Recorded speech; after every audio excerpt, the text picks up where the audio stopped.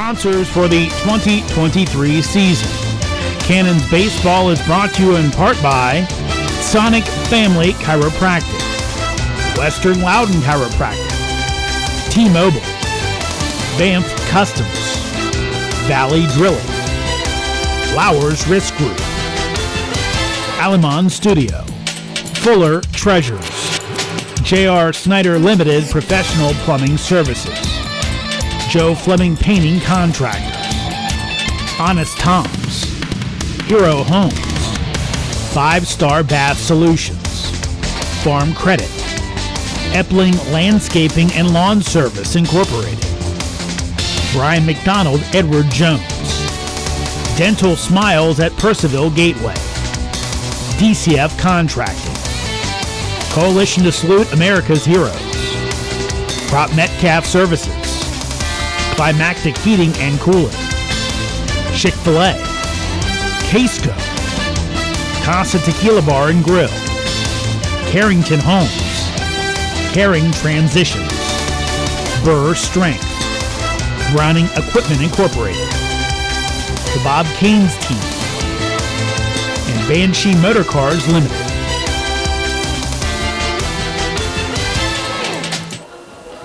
Howdy baseball fans and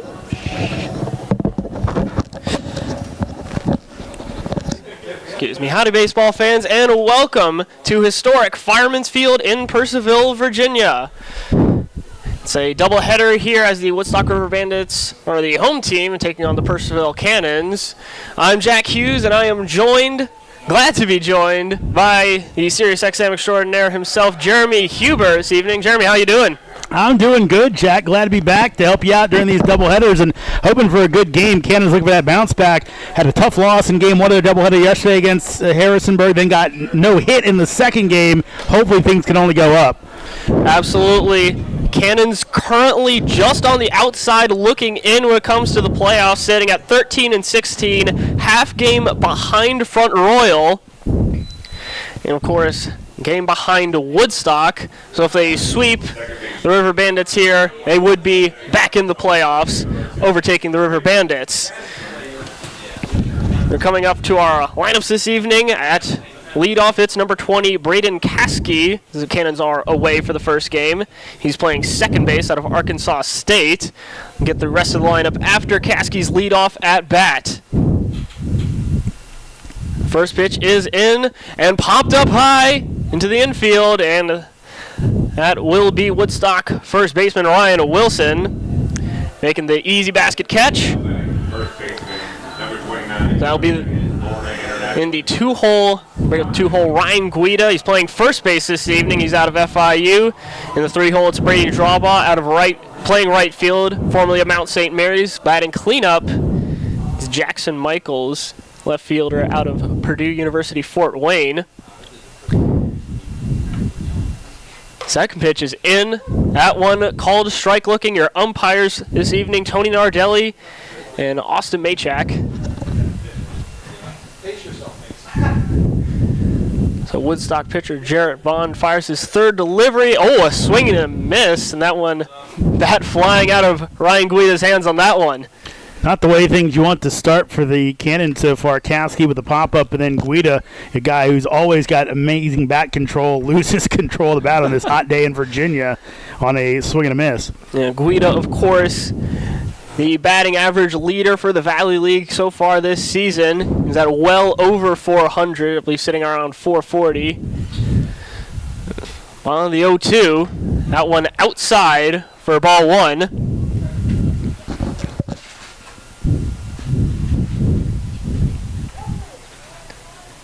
And we see draw ball on deck. A couple fist bumps getting ready for his at-bat on deck. Bond the look in. 1-2 is fired. That one high for ball two. Gets Guida back to an even count.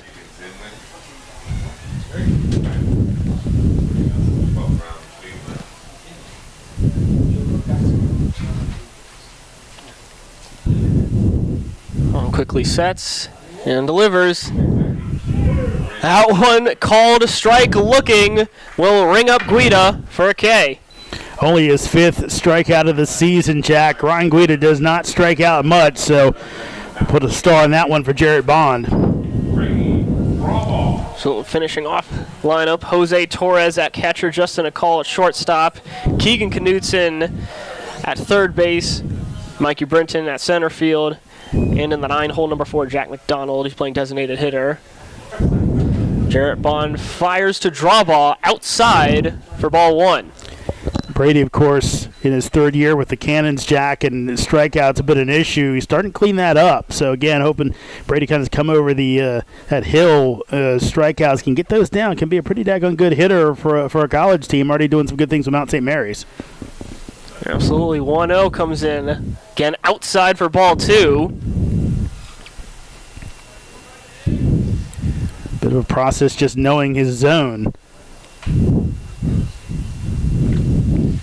Bond now winds up. The 2-0 popped up into right field, and that one will be caught. 3rd out of the inning. That play made by Chris Catalano, number 16 out of Folsom Lake. That will be the end of the top of the 1st. River Bandits coming up to bat. Game is tied at 0. Valley League Baseball is back, and the Purcellville Cannons would like to thank their sponsors for the 2023 season. Cannons Baseball is brought to you in part by Sonic Family Chiropractic, Western Loudon Chiropractic, T-Mobile, Banff Customs, Valley Drilling, Flowers Risk Group, Alamon Studio, Fuller Treasures, J.R. Snyder Limited Professional Plumbing Services, Joe Fleming Painting Contractors, Honest Tom's, Hero Homes, 5-Star Bath Solutions, Farm Credit, Epling Landscaping and Lawn Service Incorporated, Brian McDonald Edward Jones, Dental Smiles at Purcellville Gateway, DCF Contracting, Coalition to Salute America's Heroes, Prop Metcalf Services, Climactic Heating and Cooling, Chick-fil-A, Casco, Casa Tequila Bar and Grill, Carrington Homes, Caring Transitions, Burr Strength, Browning Equipment Incorporated, the Bob Canes Team, and Banshee Motor Cars Limited. Welcome back to historic Fireman's Field in Purcellville, Virginia. A 1-2-3 inning in the top of the 1st. So that will be the Woodstock River Bandits coming up to bat. Lineup that we'll do it with. It's number 6, R.J. Stinson playing left field in the 1-hole. Number 16, Chris Catalano playing right field in the 2-hole. In the 3-hole, number 7, Tomas Sanchez. He's playing center field. In the 4-hole, it's number 3, Joe Jakonski playing second base. In the 5-hole, it's number 8, Hunter Smith. He's playing shortstop. In the 6-hole, it's number 36, Ryan Wilson at first base. In the 7-hole, it's number 20, Morgan Little. He's playing designated hitter. In the 8-hole, it's number 33, Austin Ford. He's at third. And at catcher, number 18 in the 9-hole, Brady Whitaker. And we'll get the Cannons field to you in detail after leadoff hitter Stinson. Stinson, one of the 4 All-Stars for this Woodstock team. Very good hitter out of William Carey College. Had you look that one up? I believe it's down in Mississippi.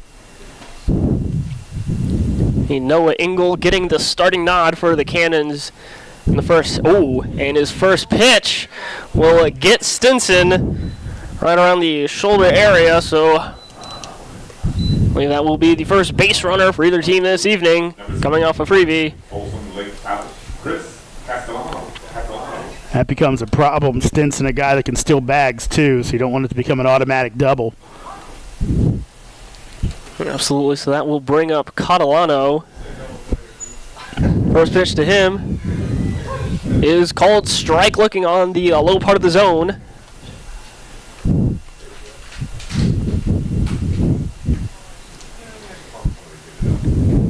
Cannons in their normal home pinstripes.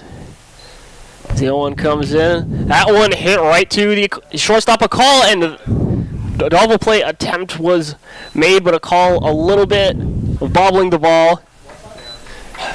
Does manage to get the out at second. I believe beating out Stinson. Caskey able to step on the bag. Yeah, able to hang with it, but a little bit of a slow roller there, bouncer, but trying to get the double play, just went too quickly, but good that he got the lead runner. That's obviously better than getting nobody. And that will bring up another one of the Woodstock All-Stars, Tomas Sanchez, also the league leader in home runs and RBIs, 6 and 29. First pitch is inside for ball 1 to Sanchez.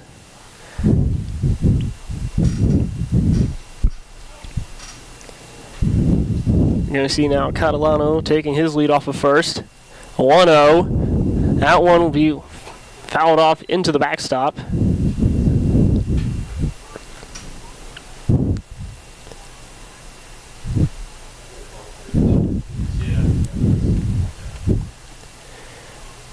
A long stretch of games here for the Cannons this week. 8 games in 5 days. Got a doubleheader at Harrisonburg, doubleheader today. Doubleheader Friday as the 1-1 comes in high. Torres throws it above the head of Ryan Guida at first. So that will be an easy advancement for Catalano to second. And not something you expect from the reigning Defensive Player of the Year in the Valley, but Jose just trying to throw behind the runner and kind of airmailed that throw. Guida's pretty tall, had no chance to get that play.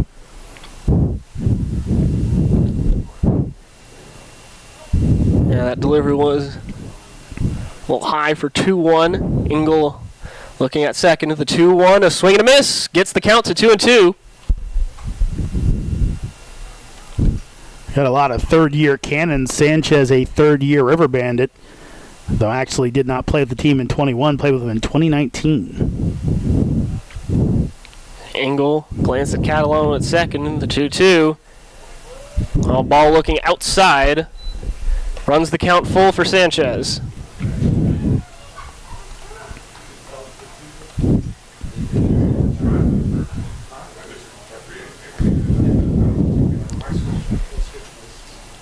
Catalano, significant lead off the second. The payoff pitch, that one popped up high. It'll be out of the field of play. Jack, looked like Sanchez chased after ball 4. That was high and inside. Decided it was too close to take, but probably is on first base if he just holds up and doesn't swing.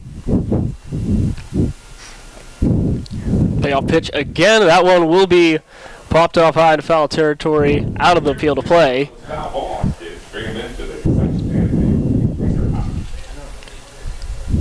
And a third edition of the payoff pitch. It's 1 out, man on second and Catalano here in the bottom of the first. Engel delivers. That one, that will be hit into foul territory. Not able to be fielded, so we see Catalano trotting back to his spot at second. Yeah, Catalano had that base stolen, but Sanchez, again, feeling like it was a pitch that was going to be a strike, took a cut at it, and unfortunately, maybe for the River Bandits, I'll have a guy on third. Sanchez get another crack at the payoff pitch. He was looking back at second. He delivers. That one well inside. A little bit high for ball 4.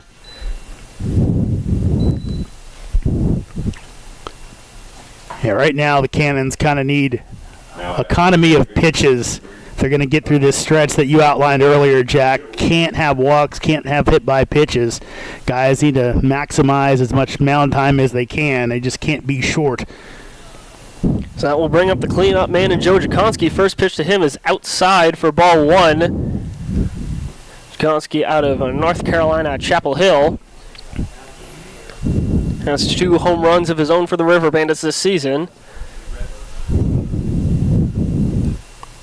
And looking back, the 1-0. Calls right looking on the outside part of the zone. Evens the count at 1.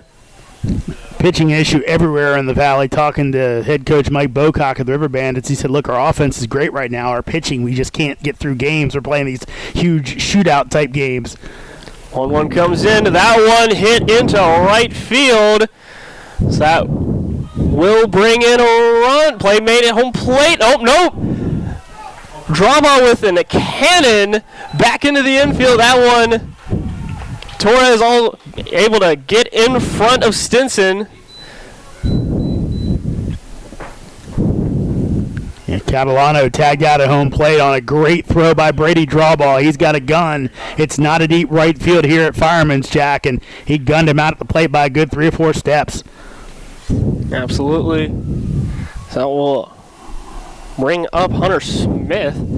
First pitch to him is on the high part of the zone for strike 1. And out recorded 9-2. He delivers the 0-1, low and outside for ball 1. Right now, if you're Engel, you got to feel like, hey, if I can just get this batter here, nothing on the board, no damage after what could have been a rough first inning. It's going to feel like a bit of a reprieve, but he's got to get a good hitter in Smith out. 1-1 now, a swing and a miss for 1-2. Still runner in scoring position, Sanchez at third. Throw over to first. Jakonski back well in time. That was a great throw by Drawball, right on home plate. Like you said, he didn't even try to slide, knew he was a dead bird at the dish. Engel now. Another throw over to first. Again, Jakonski sliding back. Smith, bat on his shoulder, getting ready for the 1-2 in earnest. Engel will fire. That one low and outside, evens the count at 2. It's Ryan Wilson on deck.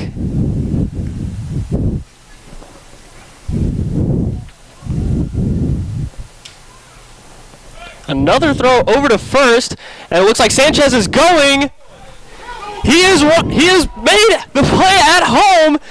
Torres applying the tag, getting the third out. And so after the first inning, game is tied at 0. Valley League Baseball is back, and the Purcellville Cannons would like to thank their sponsors for the 2023 season. Cannons Baseball is brought to you in part by Sonic Family Chiropractic, Western Loudon Chiropractic, T-Mobile, Banff Customs, Valley Drilling, Flowers Risk Group, Alamon Studio, Fuller Treasures, J.R. Snyder Limited Professional Plumbing Services, Joe Fleming Painting Contractors, Honest Tom's, Hero Homes, 5-Star Bath Solutions, Farm Credit, Epling Landscaping and Lawn Service Incorporated, Brian McDonald, Edward Jones, Dental Smiles at Purcellville Gateway, DCF Contracting, Coalition to Salute America's Heroes, Prop Metcalf Services, Climactic Heating and Cooling, Chick-fil-A, Casco, Casa Tequila Bar and Grill, Carrington Homes, Caring Transitions, Burr Strength, Browning Equipment Incorporated, the Bob Caines Team, and Banshee Motor Cars Limited. Welcome back to historic Fireman's Field in Purcellville, Virginia. Cannons getting their second chance at the plate tonight. Escaped to the bottom of the first, giving up a goose egg. Thanks in large part to a couple of great plays made at home plate. Your 3 first batters up for the Cannons, Michaels, Torres, and a call. The one hit given up so far by the Cannons. Jensen Michael. Yeah, Jack, you talked about some good plays at the plate. They obviously draw ball the good throw, but Guida put one on target too, and some good tags by Torres at the dish. Now Bond will fire his first pitch here in the top of the second to Michaels, high and outside for ball 1.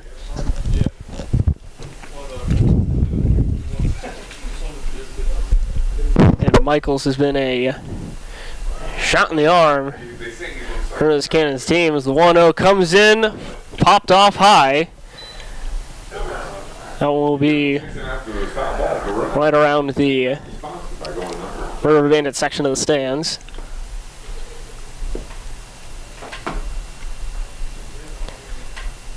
Count now even. Bond fires. That one above the glove of his catcher, Brady Whitaker.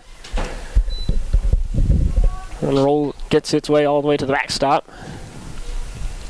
Yeah, Michael's a guy that I've been like to get a chance to see. Got some power. Big guy as well. 2-1. Ooh, called strike looking. The inside part of the zone.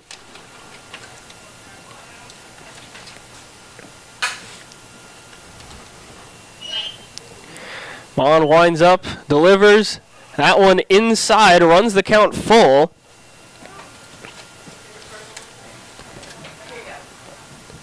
See Michaels along with Matthew Reicher overtaking Isaac Kopalchik as the payoff pitch comes in inside, a base on ball. Michaels' 5th of the season. Now batting, catcher, number 30. Representing University of Louisiana. Pretty good there. We've seen a lot of Cannons cleanup hitters over the year who were not really interested in taking walks. Michael's knowing his zone, getting on base, hopefully starting to rally. Yeah, that will bring up Jose Torres. Again, another one of the many Cannons veterans. See Michaels taking a substantial lead off of first. Bond delivers. Torres showing bunt, pulling it back. Pitch was high for ball 1. See a call on deck. Michaels extending his lead off of first. 1-0. That one, and Michaels with the steal attempt. He is back well in time. So that will be a sliding steal. Called safe.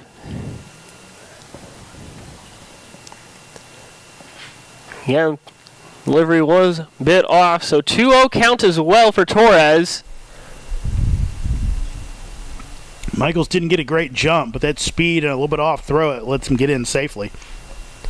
And Bond now looking at the runner in scoring position. 3 or 4 times. 2-0 Torres again showing bunt.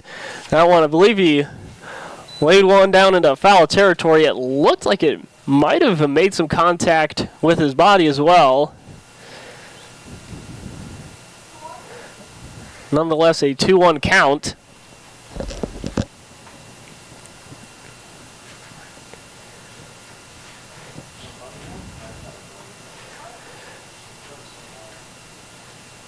Michaels taking his lead off of second. 2-1. Torres again showing bunt. Pulls it back, but that one was in the zone for a 2-2 count.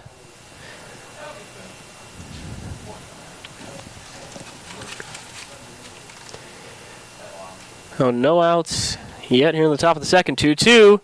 That delivery high for another full count.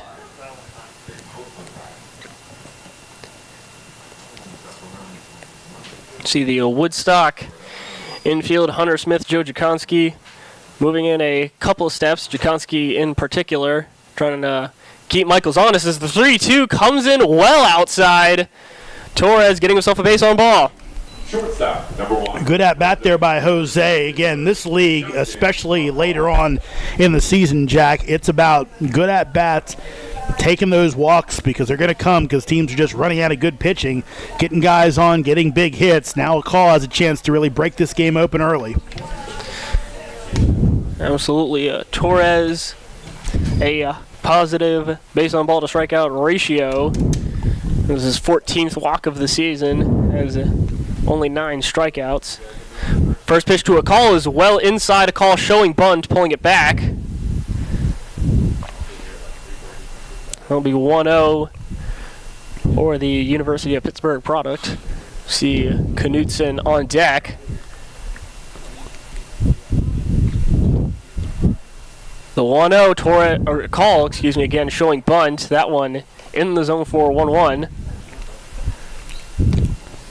Looking like Wilson's going to charge from first if he gets it down and try to get the out at third. Count even for a call. Bond looking back at second. Hunter Smith closing in. 1-1, a call again showing bunt, pulling it back. Outside the zone for 2-1. It looked awful close. Can kind of turn the at-bat here. We'll see if Brett Fuller keeps it on. He can try and keep those two runners in the scoring position. It looks like we will have a visit at the mound. See Whitaker, Woodstock coach, heading up. Little conversation. Michael's going over to have a conversation with, or a quick word, excuse me, with his third base coach, Rich Fuller.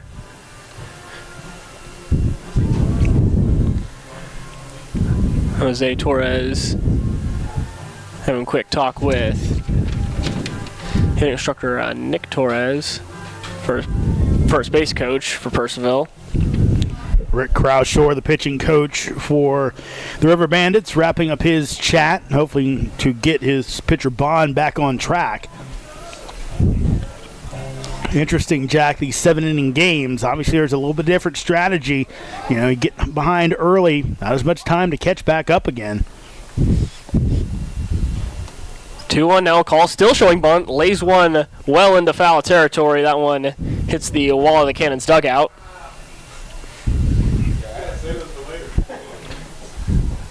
Cannons crew not the best of bunters for the most part. The Bond getting himself reset.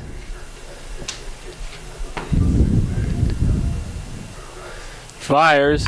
That one hit down the third base line. That will stay fair in the left field. That will score a run. That will be a stand-up double and RBI. Oh, no! Nope. There was a bit of a miscue, slight, but does not end up furthering the damage. So that will remain a stand-up double and RBI for Justin Akal. Good piece of two-out hitting there by a call, just able to turn on one, and Stinson covers a lot of ground, able to get one to drop in, and as you were saying, Jack, threw it in, a little bit offline. Jose Torres heads up, thought about going home, but thought discretion the better part of valor. He stays at third, a call to second, and now Keegan Knutson has two men in scoring position. First run scored here in Purcellville. First pitch, Knutson showing bunt, lays one down the first base line, and forced out at first, but that will score Jose Torres.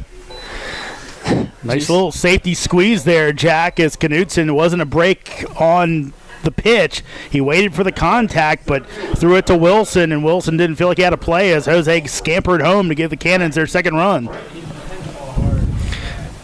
That brings up Brenton. Still a runner in scoring position at third with the call. A 2-run lead for Purcellville. Vaughn nodding a couple times before he gets a sign he likes. First pitch to Brenton is called strike, looking on the low part of the zone for 0-1. This is the spot here if you're Mikey. Infield's in. If you can get something you can lift, you got some speed down at third base with a call. Just try and get one in the outfield, get that sacrifice, get another run in. 0-1 comes in, a swing and a miss for 0-2.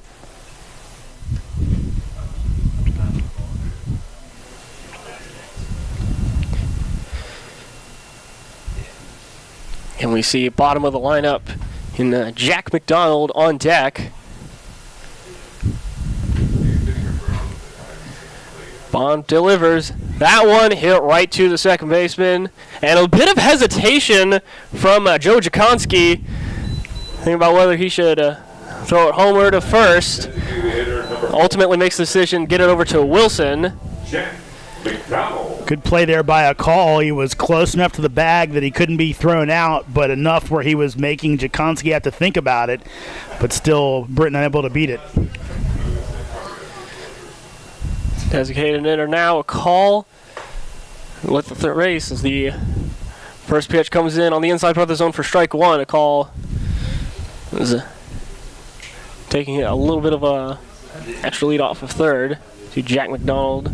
Not swinging at the first delivery. The 0-1 comes in well low and inside for ball one.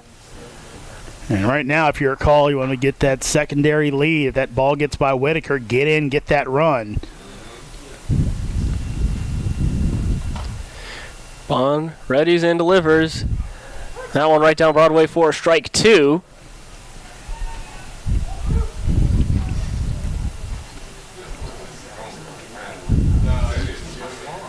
See here, very sunny day. The 1-2 comes in high for ball 2. Normally with the games starting later, you have a lot of the field covered in shadows by the time the game starts. Not the case here. See the whole field covered in sunlight now. Ball into the 2-2. That one hit short into foul territory. We'll do the 2-2 again. Ball like that, you sometimes wonder did it go off the foot, but the umpire made no showing on that, so it was going to wait for it to be picked up in foul territory, or at least to stop. McDonald out of Wilmington University, a recent arrival for the Cannons. As the 2-2 comes in, called strike 3 on the outside part of the zone for McDonald. So that will end the top of the second. 2 runs scored for Purcellville. They now lead 2-0. Valley League Baseball is back, and the Purcellville Cannons would like to thank their sponsors for the 2023 season. Cannons Baseball is brought to you in part by Sonic Family Chiropractic, Western Loudon Chiropractic, T-Mobile, Banff Customs, Valley Drilling, Flowers Risk Group, Alamon Studio, Fuller Treasures, J.R. Snyder Limited Professional Plumbing Services, Joe Fleming Painting Contractors, Honest Tom's, Hero Homes, 5-Star Bath Solutions, Farm Credit, Epling Landscaping and Lawn Service Incorporated, Brian McDonald Edward Jones, Dental Smiles at Purcellville Gateway, DCF Contracting, Coalition to Salute America's Heroes, Prop Metcalf Services, Climactic Heating and Cooling, Chick-fil-A, Casco, Casa Tequila Bar and Grill, Carrington Homes, Caring Transitions, Burr Strength, Browning Equipment Incorporated, the Bob Canes Team, and Banshee Motor Cars Limited.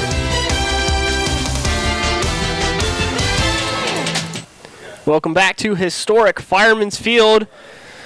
See here in the bottom of the second, first pitch, Hunter Smith lining one into center field. That will be a base hit. Hunter Smith starting things off strong. That's one where Mike Bocock might be kicking himself.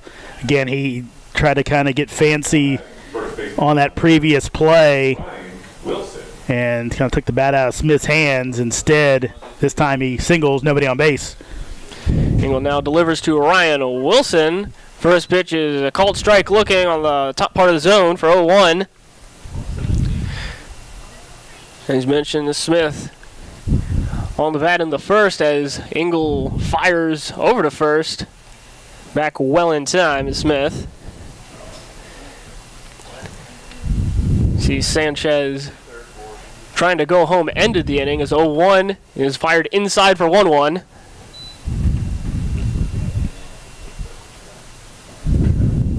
With Morgan Little on deck. Engel getting ready, sets his feet, fires. That one call strike looking on the outside part of the zone. Engel hasn't been, he's kind of been around the plate so far today. That's been an issue for him in his college career. A lot of walks, trying to correct that. And another throw over to first. Again, Smith back well in time.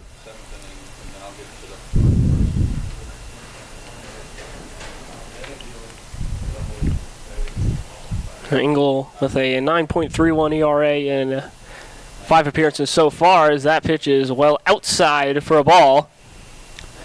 Cannons even at 2-2. In his time with North Greenville this year, had 6 appearances, but 10 walks. So, a walk and a half an inning. Not great. 2-2. Ooh, that one well inside. Gets a Wilson right around the back area. So that will get another runner on base. Second hit by pitch of the game, Jack, also has a walk. Again, not the start you want, and this time Woodstock going to try and make it hurt, unlike the first inning where they kind of ran themselves out of it. Engel looking at second base. Little showing bunt. Delivery was outside for ball 1 as Little pulled back. And Smith had a big lead off the base, expecting it to be a sacrifice bunt. Had to scramble back as Little wasn't going to offer it that one. It was well outside. He call trying to make his way in. 1-0. That one well inside high for ball 2.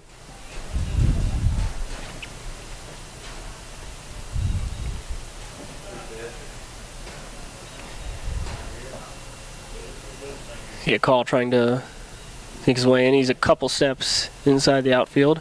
2-0. Well, outside, a little bit low for ball 3.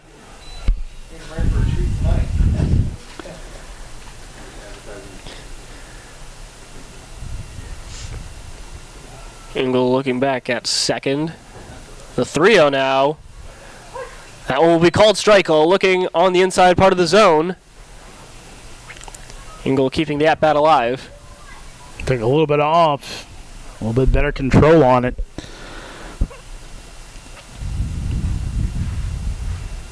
Engel a couple glances. The 3-1. That one popped off high. So that will run the count full.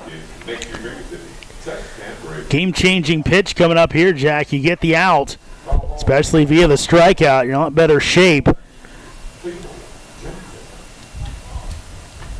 Little in his stance. Engel fires over to a second. A call not anywhere near the plate.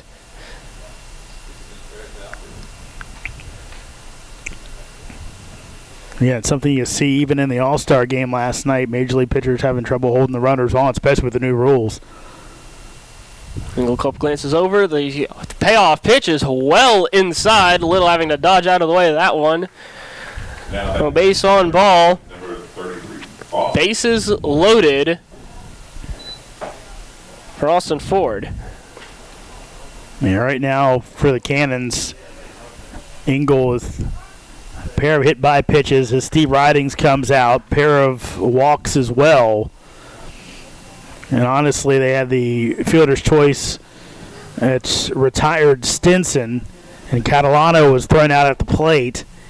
And then Sanchez thrown out the plate trying to kind of base running games, end up getting caught. So, again, it has been a struggle so far for Engel. He's got to find it or Woodstock can really break out. Again, talking to Mike Bocock before the game, he said, look, our offense is great.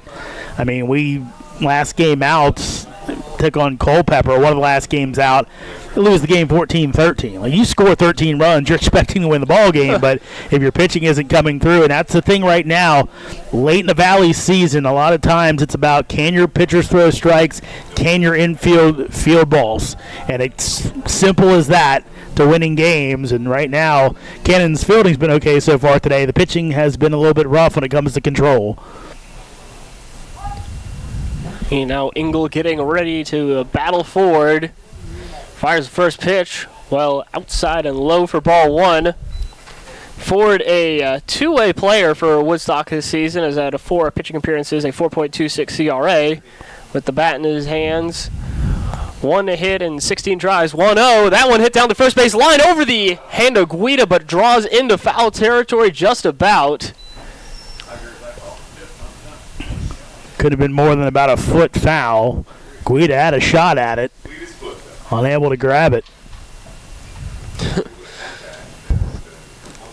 A 1-1 count for Ford.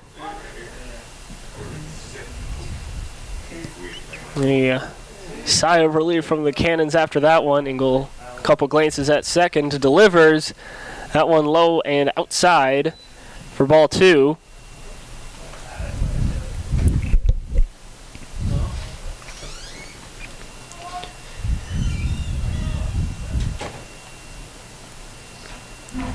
And Smith looking for any and all opportunity to come home. The 2-1 hit down to the shortstop. A call. Play made over at second.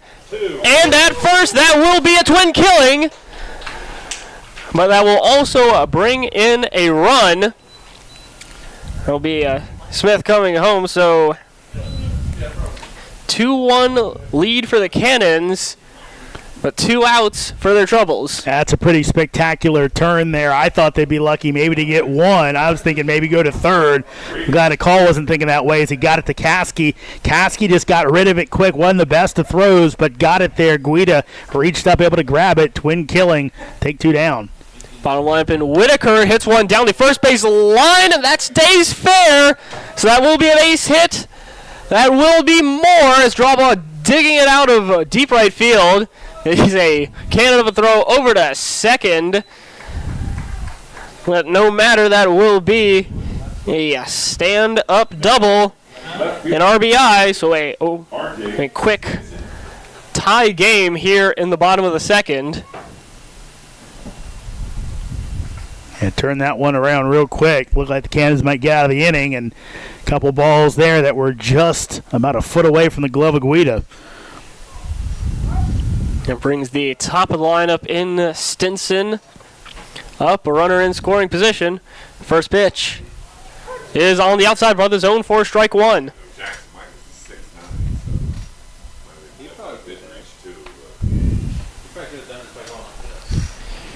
And a big lead off a second. The 0-1 popped up into right field. It looks like draw ball will get under it. He does make the catch.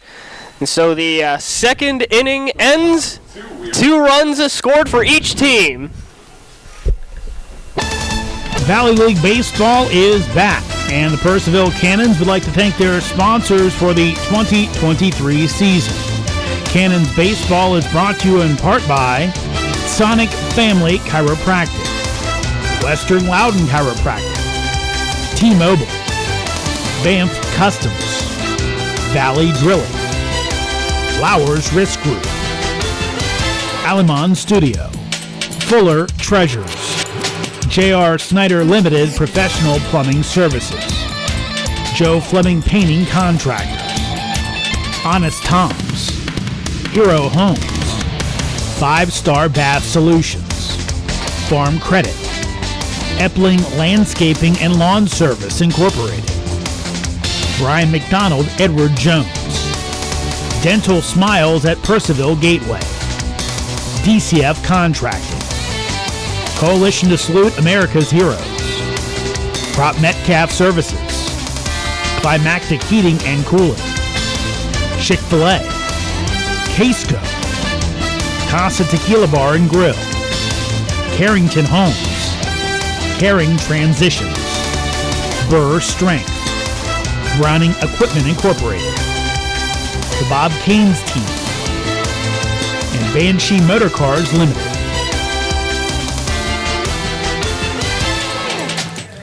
Welcome back to historic Fireman's Field in Purcellville, Virginia.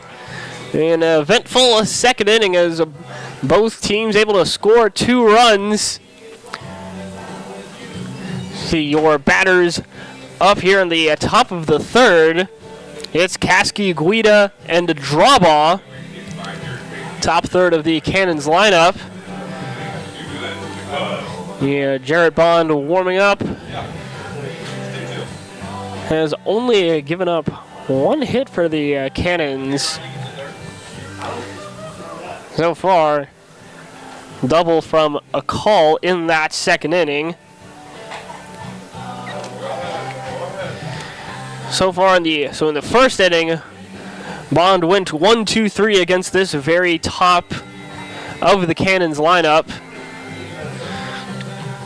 You hear Bond throwing his final warm-up pitch.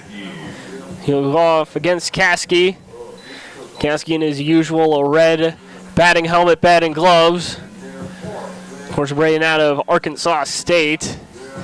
normal situation. Valley League players usually take some equipment from their home colleges. Bond is first delivered to Caskey. Caskey showing bunt, lays one down. Bond, the throw over to first is well in time, beats him out by a few steps. So a very quick first out for Bond. That will bring up Guida. Guida, the reigning Valley League MVP in the Northern Division. First pitch to him is well inside for ball one. Of course, recently had the MLB draft conclude. A number of Valley League players chosen, including Keegan Zinn of the Purcellville Cannons. 1-0 delivered. That one lifted up into left field. That will drop for a base hit. That will go for more. I see Stinson digging it out near the wall. The throw back in is not nearly in time. You gotta love those doubles, man. So a stand-up double for Ryan Guida. Down wing. Now batting right fielder, number 27, Brady Drawball. So draw ball now. In a good position, runner in scoring position. Michael's on deck.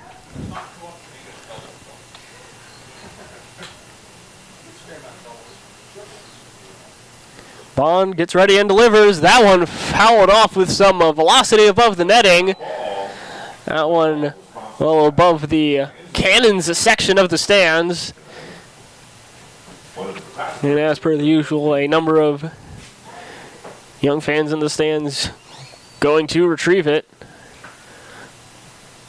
0-1. That one right down Broadway, called strike, looking for 0-2.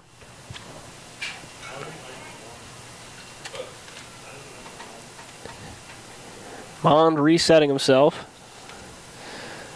Quick nod. Looks at Guida on second.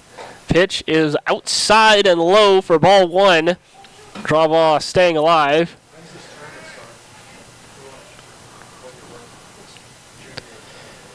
Smith backed up. Jakonski trying to keep Guida honest because he moves away towards second. The 1-2 fouled off into the netting above the backstop. He will do that pitch again.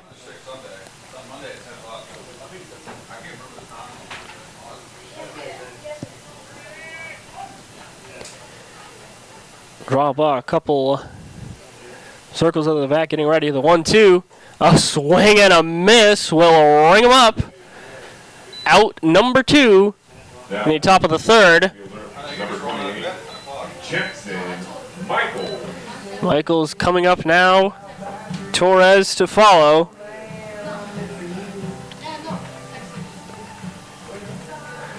Bond trying to keep an eye on Guida at second. See Smith now taking a turn moving in. The first pitch is well inside for ball one. See now Jakonski, his heels on the grass. It's up to us. Smith motioning in the 1-0. Well inside off the glove. Oh, looks like there will be a balk called.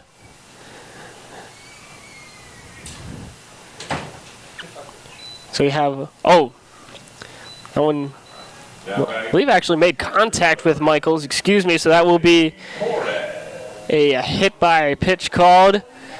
So Guida will not have the opportunity to make his way over to third, but that does bring Michaels over to first. Torres on the plate. 2 outs here in the top of the third. Bond, quick look down, delivers. That one well low. Oh, gets past Whitaker. Whitaker able to retrieve it, make the throw over to third, and Guida is thrown out. So a potential disaster turned into some good luck for Woodstock as the third out is made at third.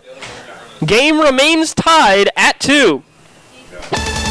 Valley League Baseball is back, and the Purcellville Cannons would like to thank their sponsors for the 2023 season. Cannons Baseball is brought to you in part by Sonic Family Chiropractic, Western Loudon Chiropractic, T-Mobile, Banff Customs, Valley Drilling, Flowers Risk Group, Alamon Studio, Fuller Treasures, J.R. Snyder Limited Professional Plumbing Services, Joe Fleming Painting Contractors, Honest Tom's, Hero Homes, 5-Star Bath Solutions, Farm Credit, Epling Landscaping and Lawn Service Incorporated, Brian McDonald Edward Jones, Dental Smiles at Purcellville Gateway, DCF Contracting, Coalition to Salute America's Heroes, Prop Metcalf Services, Climactic Heating and Cooling, Chick-fil-A, Casco, Casa Tequila Bar and Grill, Carrington Homes, Caring Transitions, Burr Strength, Browning Equipment Incorporated, the Bob Canes Team, and Banshee Motor Cars Limited.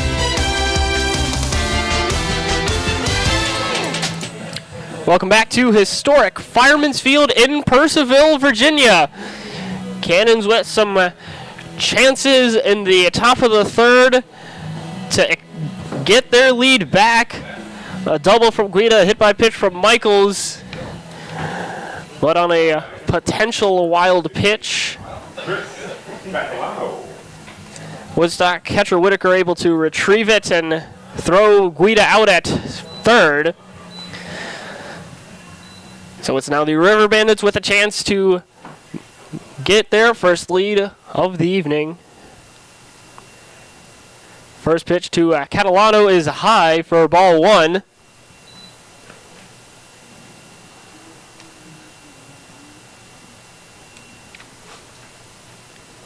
Well, now gets himself ready again. The 1-0. Ooh, that one gets Catalano in the shoulder. Another hit by pitch. Number 7, Thomas Sanchez. So Tomas Sanchez now.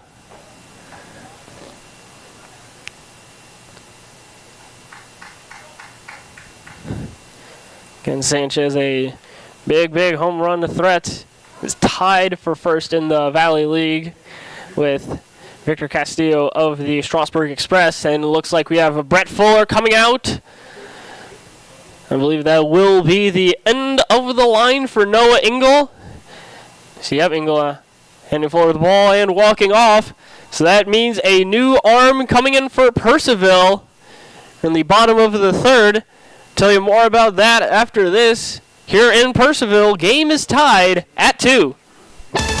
Valley League Baseball is back, and the Purcellville Cannons would like to thank their sponsors for the 2023 season.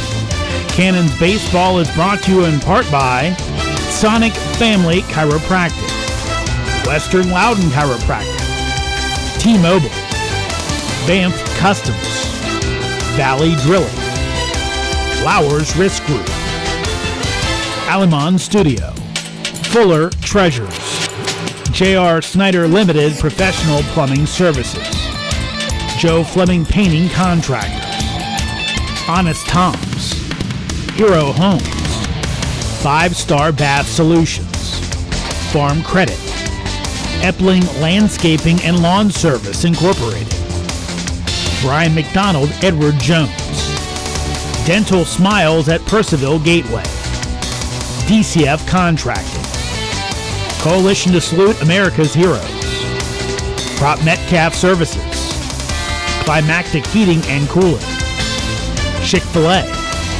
Casco, Casa Tequila Bar and Grill, Carrington Homes, Caring Transitions, Burr Strength, Browning Equipment Incorporated, the Bob Canes Team, and Banshee Motor Cars Limited. Welcome back to historic Fireman's Field in Purcellville, Virginia. It's RJ Watanabe on the mound for the Purcellville Cannons. This is his 4th appearance this season, all of which have been in relief. So in 2 2/3, 3 strikeouts, 1 base on ball, no runs yet given up.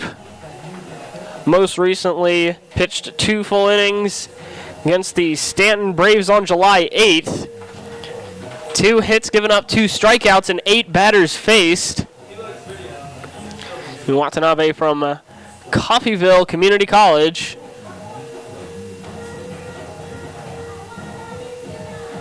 See him warming up with his distinctive red glove.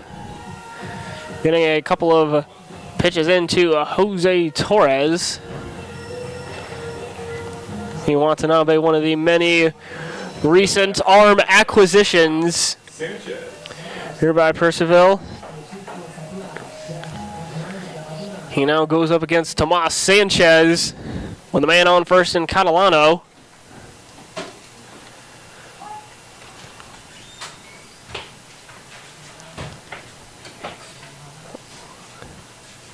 Watanabe nods. Motion's over for the throw to first, does not actually throw it. Catalano having to scramble back nonetheless. So the first pitch now in earnest to Sanchez. He delivers. That one high. Torres throwing over to first. Called safe. It is Catalano. A 1-0 count.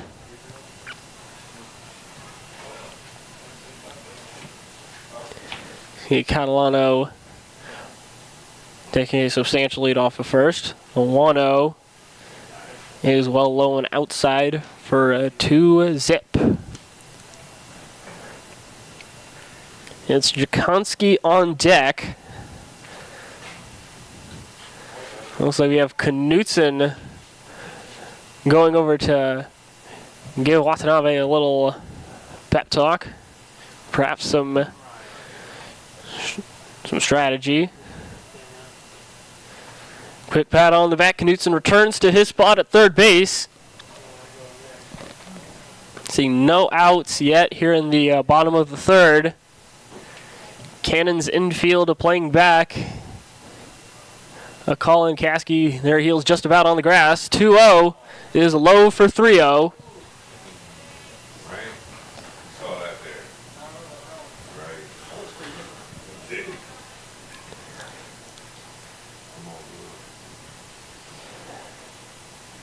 Watanabe delivers. That one will be called strike, looking on the high part of the zone. Watanabe keeps the at-bat alive.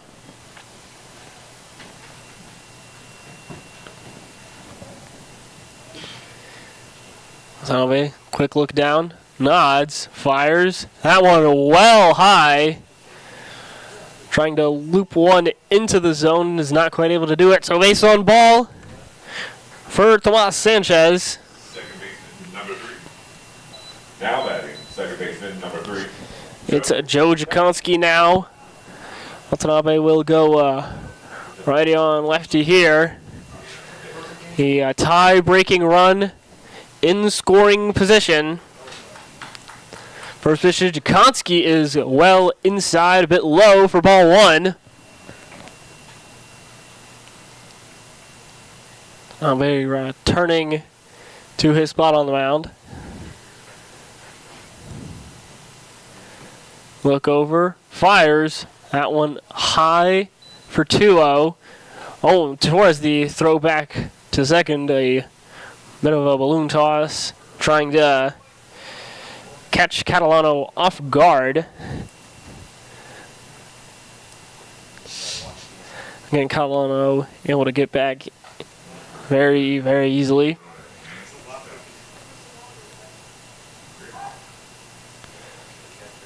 (2-0) now. Catalano trying to extend his lead off of second. 2-0. Well inside for 3-0.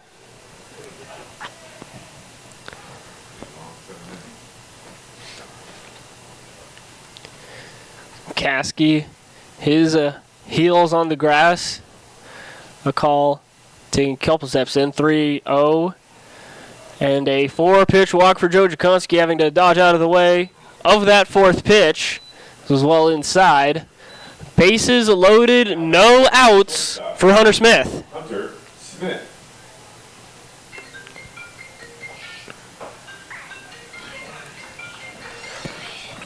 So a number of freebies here on the bottom of the 3rd. Tanabe looking over at second. First pitch, a swing and a miss from Smith. Get it to 0-1.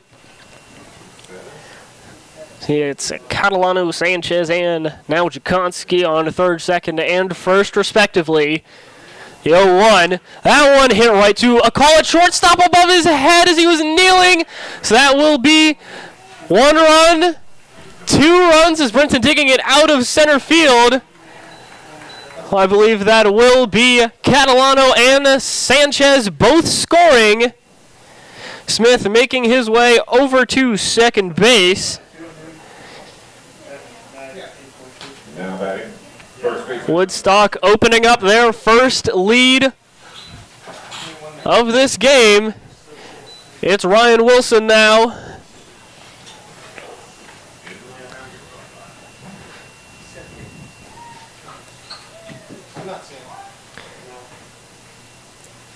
It's Jakonski on a third now. Of course, Smith on second. First pitch is a strike for Watanabe. It's a little on deck. Watanabe, quick glance over at third. Pitch is a swing and a miss from Wilson. 0-2 count.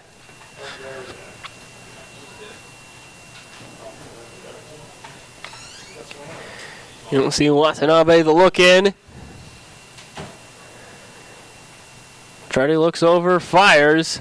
That one looping inside the zone for a K.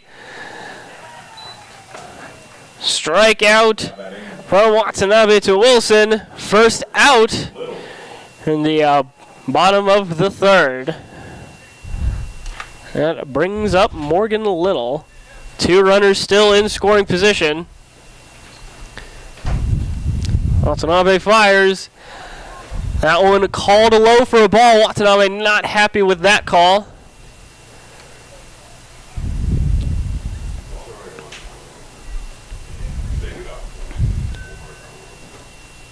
See, it's Jakonski and Smith in scoring position. The 1-0 is a high for 2-0.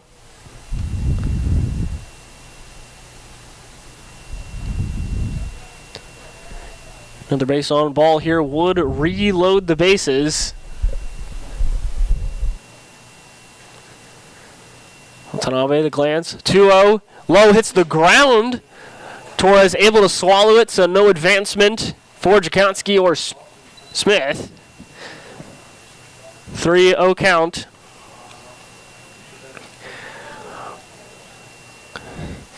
Watanabe came in against Sanchez. Giving up 2 bases on ball. A double to Hunter Smith. Fires the 3-1 low to Little. That will be an ace on ball.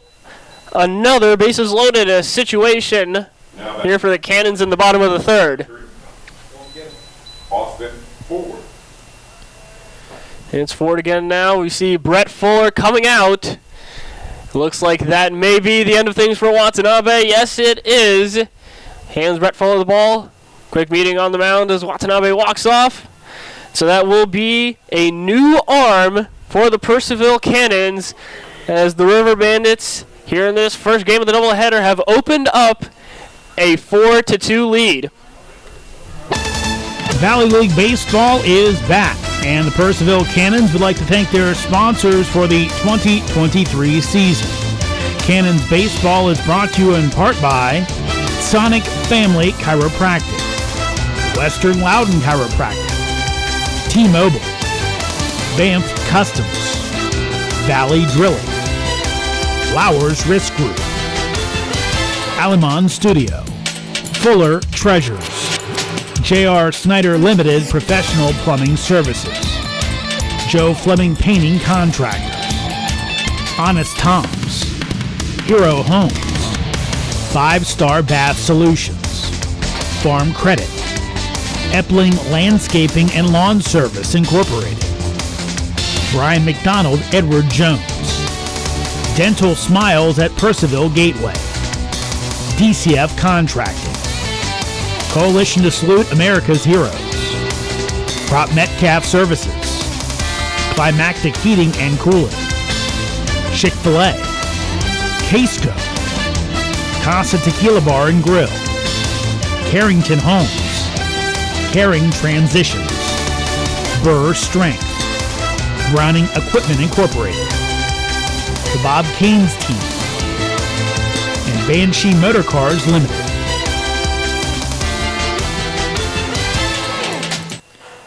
Welcome back to historic Fireman's Field in Purcellville, Virginia.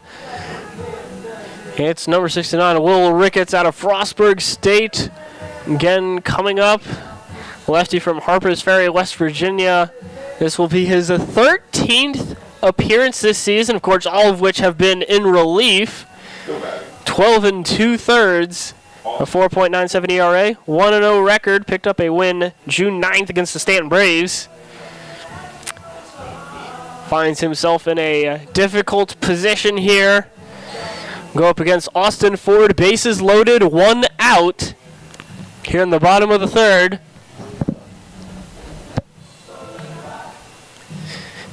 And your base runners, Joe Jagonski, Hunter Smith, Morgan Little. Third, second, and first. First pitch to from Ricketts is well outside to Ford for 1-0.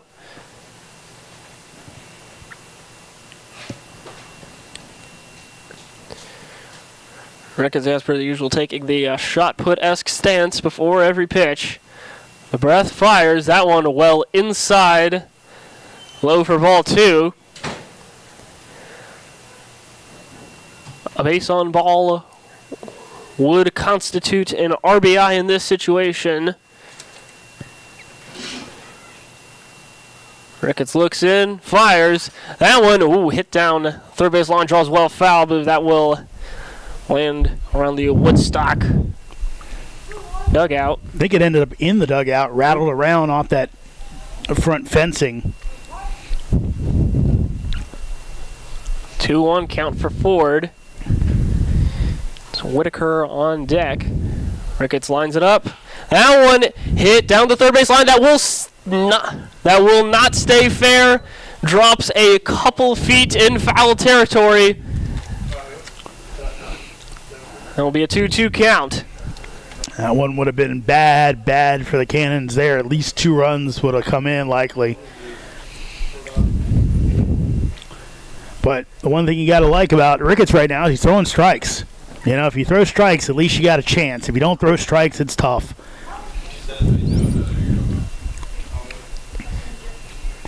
Absolutely, Ricketts taking the breath, delivers. That one outside for 3-2. Another full count. Pretty solid pitch. Ricketts doesn't have the most speed. He's got to work corners, got to work in and out. Almost got the call there, but just missed the corner. Ricketts a breath before the payoff pitch. That one hit to left field. Michael's getting under it. So that will be an out, but that will bring in Jakonski. I think on that one, Jack, Michaels was trying to get behind it to get some momentum toward home. I think off the bat it kind of fooled him a bit. Couldn't get back there in time and didn't have that momentum going toward home plate when he made the catch and made the throw home impossible. Again, we see here currently around 5:20 here in Purcellville. Sun still beating down on Fireman's Field, including especially in left field where Michaels is at. First pitch to Whitaker is outside for ball 1. Oh, yeah, I did see that. Yeah. I didn't know he was really early. Again, some potential traps from the Sun. The 1-0. That one hit down the third base line, fielded by Knutson. He steps on the third base. gets the force out and ends the bottom of the third. River Bandits getting 3 runs. They now hold a 5-2 lead. Valley League Baseball is back, and the Purcellville Cannons would like to thank their sponsors for the 2023 season. Cannons Baseball is brought to you in part by Sonic Family Chiropractic, Western Loudon Chiropractic, T-Mobile, Banff Customs, Valley Drilling, Flowers Risk Group, Alamon Studio, Fuller Treasures, J.R. Snyder Limited Professional Plumbing Services, Joe Fleming Painting Contractors, Honest Tom's, Hero Homes, 5-Star Bath Solutions, Farm Credit, Epling Landscaping and Lawn Service Incorporated, Brian McDonald Edward Jones, Dental Smiles at Purcellville Gateway, DCF Contracting, Coalition to Salute America's Heroes, Prop Metcalf Services, Climactic Heating and Cooling, Chick-fil-A, Casco, Casa Tequila Bar and Grill, Carrington Homes, Caring Transitions, Burr Strength, Browning Equipment Incorporated, the Bob Canes Team, and Banshee Motor Cars Limited. Welcome back to historic Fireman's Field here in Purcellville, Virginia. Well, I've had my time in the first 3 innings of this game.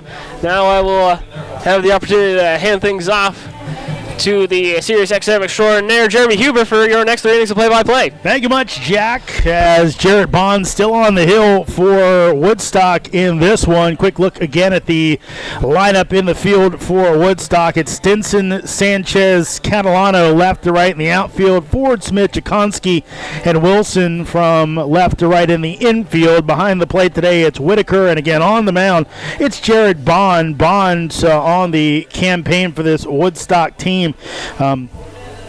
So far on the season has 6 games, 2 starts, 16 2/3 innings pitched, 14 hits allowed, 14 runs, 10 of those earned, 5 walks, 15 strikeouts so far. No record on the season as Bond is pitching to a 5.40 ERA coming into this one, but as things are going right now, could lower that as he's given up 2 runs, both in the second inning. He got a little bit lucky. Probably should have given up some runs last inning, possibly, but ended up getting a inning-ending play as Jose Torres comes to the plate. Torres was at the plate when Bond missed the catcher on the fly, but the ball hit the backstop, bounced right back to Whitaker. Here's the pitch from Bond as that misses high and in, and able to throw out Ryan Guida down at third base. And I was sitting down in the stands with a good buddy of mine and heard Ridge Fuller as he was talking to Guida as they were walking off the field. 1-0 pitch, misses outside, said, hey man, it's a crazy hop off that backstop again, and it's a hard backstop there. It gives you a really good bounce if you hit it on the fly like he did. 2-0 pitch, Torres takes outside for ball 3. Yeah, you mentioned Cannons probably should have a couple more runs, but that's the game of baseball for you. As many hits, runners on base as you want. 3-0 pitch. That'll be in there for a strike as Torres thought he had ball 4. Took 2 steps down to first base, but Austin Mashak said no. Tony Nardelli in the field. 3-1 pitch. That'll miss high and outside, so Torres gets exactly what the Cannons need, a leadoff walk, to try and rally from this 2-run deficit here in the top of the 4th inning. Remember, Cannons the visiting team in the first half of our doubleheader today, as this is a makeup of a game from earlier in the season. Second game, the Cannons will serve as the home team. Yeah, you're getting just something I saw from Torres. Just absolutely took off running. He was definitely ready for that ball 4. Justin a call up, first time up, had an RBI double as he'll take a strike. And that's one of those doubles where, Jack, it was kind of a good thing, bad thing, as a call was trying to get a sacrifice down, couldn't do it. Had 2 strikes on him. As here comes the 0-1 pitch. Runner goes, throw down to second base, and Torres is out. I don't know why Cannons thought to do that at this point in the game, but Torres gunned down by Whitaker behind the plate.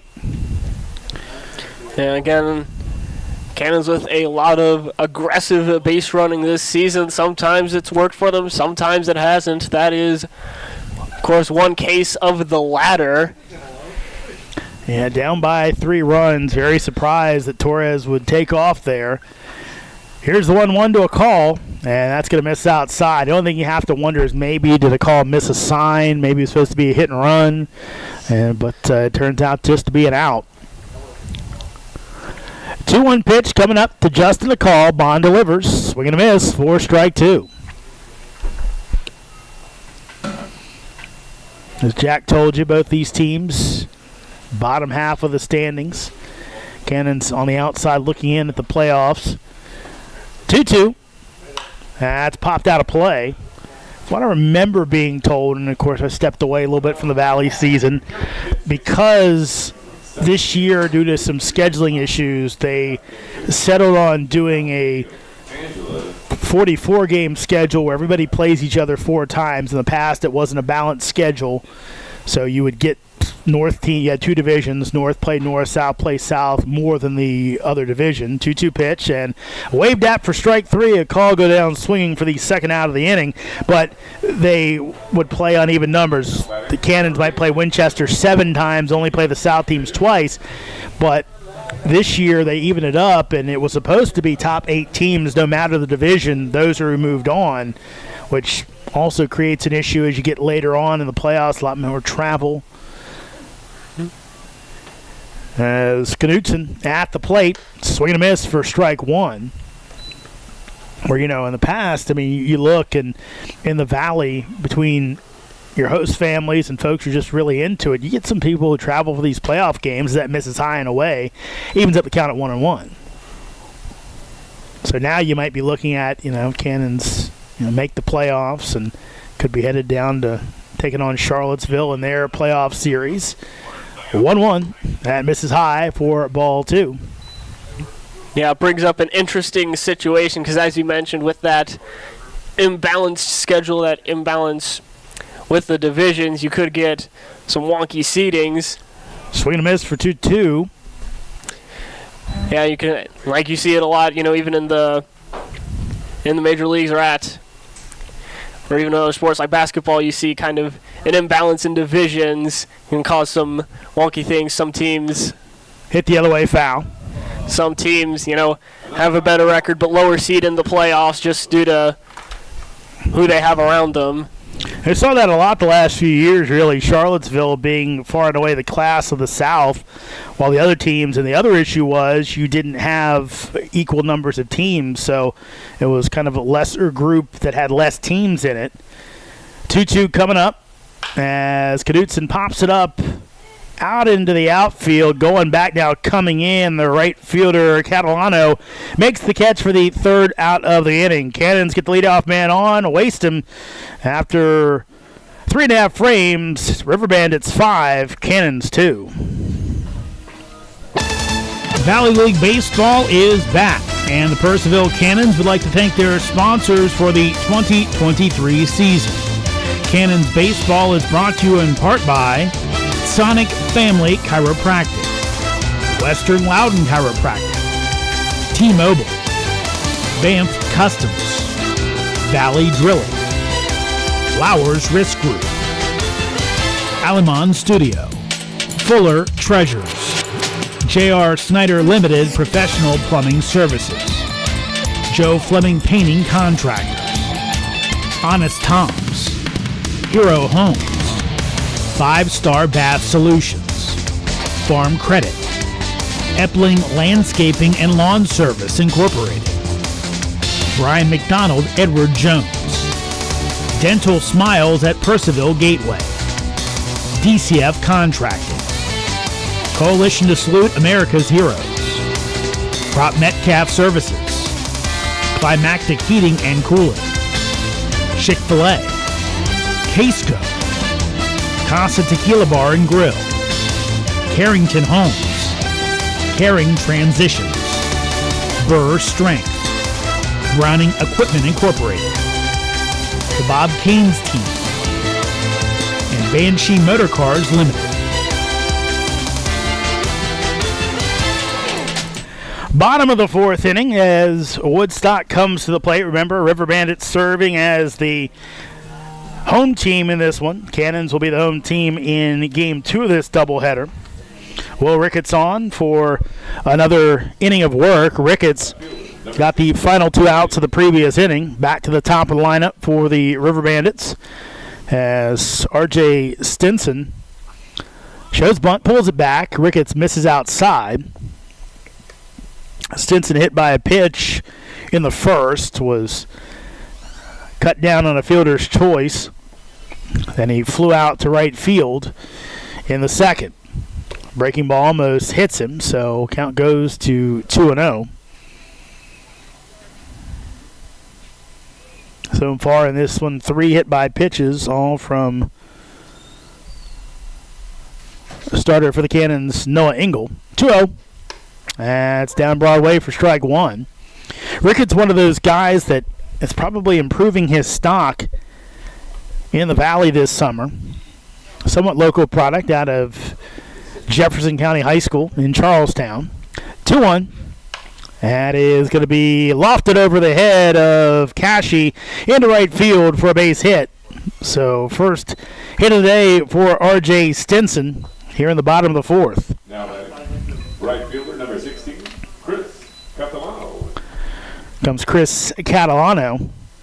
Yeah, coming into this one, Will Ricketts, 12 appearances, all in relief, 12 2/3 innings. 19 hits allowed, 11 runs, 7 of those earned. 5 walks and 5 strikeouts. That will miss low for a ball.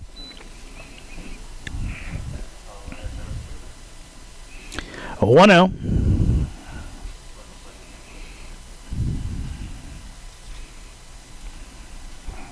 Stinson gets his lead off first. Foul tips. Evens up the count at 1-1.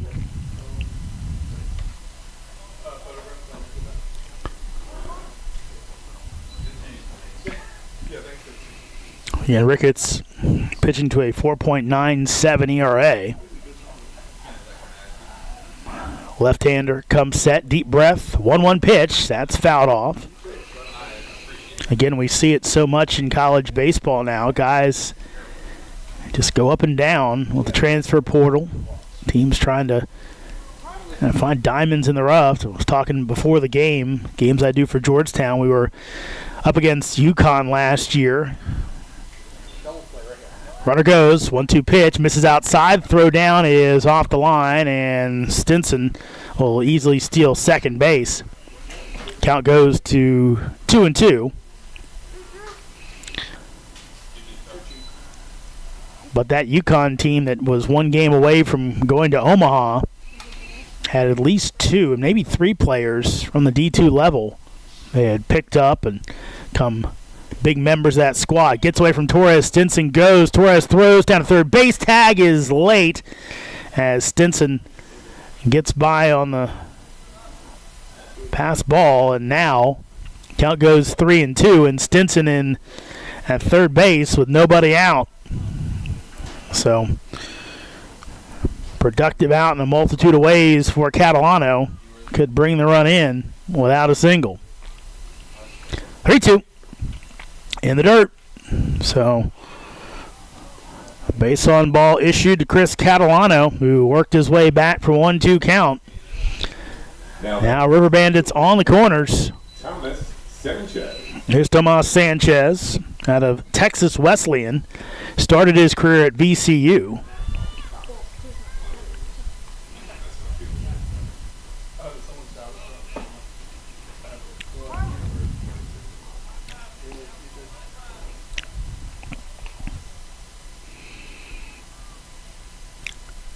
That'll be rope foul. Sanchez started his career at VCU, as did current Cannon Brennan Rooney. Of course, Rooney now and FIU, like Ryan Guida. Ricketts delivers the 0-1. That's popped up. Will it stay in play? It will not, as Torres gave chase. And a host of kids go charging after it. Had a chance before the game, or actually during the game, go down and chat with one of my old buddies and Cannons fan, Chris Janice. Used to play for Loudoun County High School, played here at Fireman's Field, and actually played before and after the renovation of the field here. And he said, yeah, it's an old Fireman's Field bounce, talking about that play that got Guida. Throw over to first base, back in time is the base runner Catalano. This field was renovated for the 1998 Babe Ruth 16-year-old World Series. 0-2, and Sanchez stays alive. Might have caught his foot, but just barely got a piece of it. Now using the bat almost as a cane to help give himself a little extra support as he rubs his left knee. So that must have been what it went off of. But back to Fireman's again, 1998's Babe Ruth World Series. Renovated this field. It was put in the big grandstands, also the big scoreboard out in right center field. 0-2. That's hit up the middle. That's going to be through for a base hit. Coming in to score is Stinson. Going around is Catalano. No throw to third base, so aggressive base running by the River Bandits. Puts another man on third, another man in, as Woodstock now leads at 6-2 here in the bottom of the fourth. Second baseman, number 3, Joe Ninkowski. It's a good piece of hitting by Sanchez. Just poked it through, and Cashy had no shot at it.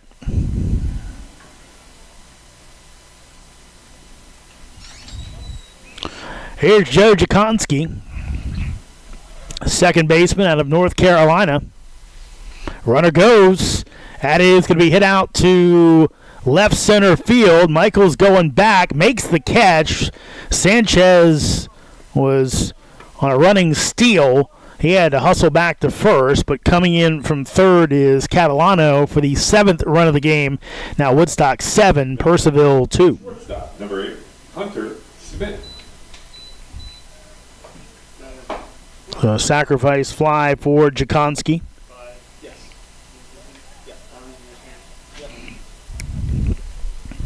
For the first out of the inning. And outside to Hunter Smith. Smith with a pair of big hits in this one. Had the single in the second. Came around to score the first run for the River Bandits. Here's the pitch. Big swing and a miss. Smith out in front. Evens up the count at 1-1. Smith's second hit, a 2-run double that was aided by a bad hop. A call kind of had it squared up. Hard hit, then it hit something, then just dove over top of his head, as that's going to miss for ball 2. And hit so hard, ended up splitting the gap, allowing 2 runs to score. Mike Bocock played it safe, didn't try to send the third man as the bases were loaded. 2-1. Big swing and a miss for strike 2. Count goes even. Ryan Wilson on deck. River Bandits leading this one 7-2 here in the bottom of the fourth. Pitch. Swing and a miss. So Ricketts goes off speed. Strikes out Smith, his first K of the game. Now that's First, number 36. second strikeout for the Cannons. There comes Orion Wilson trying to extend this inning for the River Bandits. Remember, 7-inning games in Valley League doubleheaders.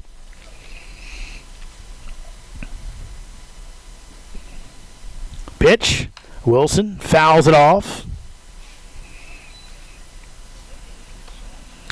Not like we're to that point yet, but if you're interested, the 10-run rule in a 9-inning game that takes in the 7th inning, kicks in the 5th, as that's a swing and a miss for strike 2 in these 7-inning doubleheader games.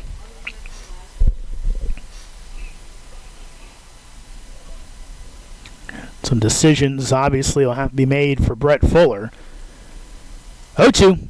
That's low. Good block by Torres to keep it in front and keep Sanchez down at first.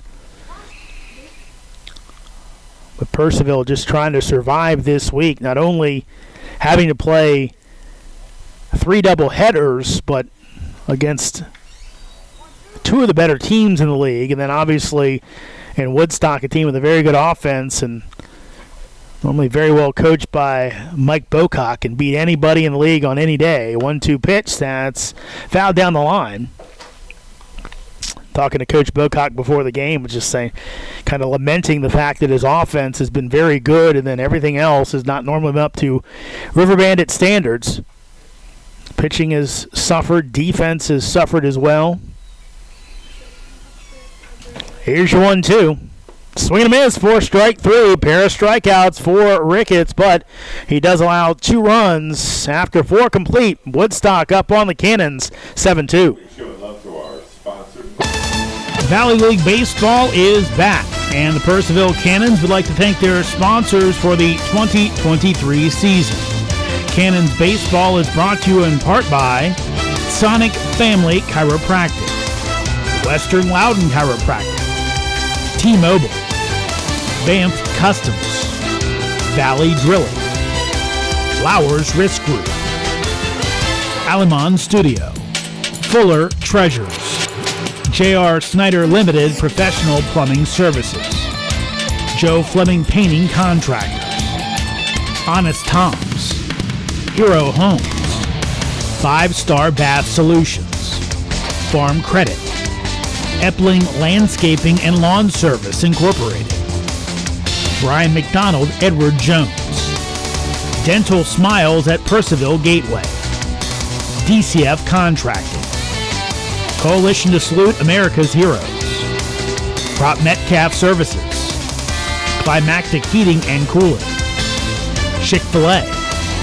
Casco, Casa Tequila Bar and Grill, Carrington Homes, Caring Transitions, Burr Strength, Browning Equipment Incorporated, the Bob Caines Team, and Banshee Motor Cars Limited.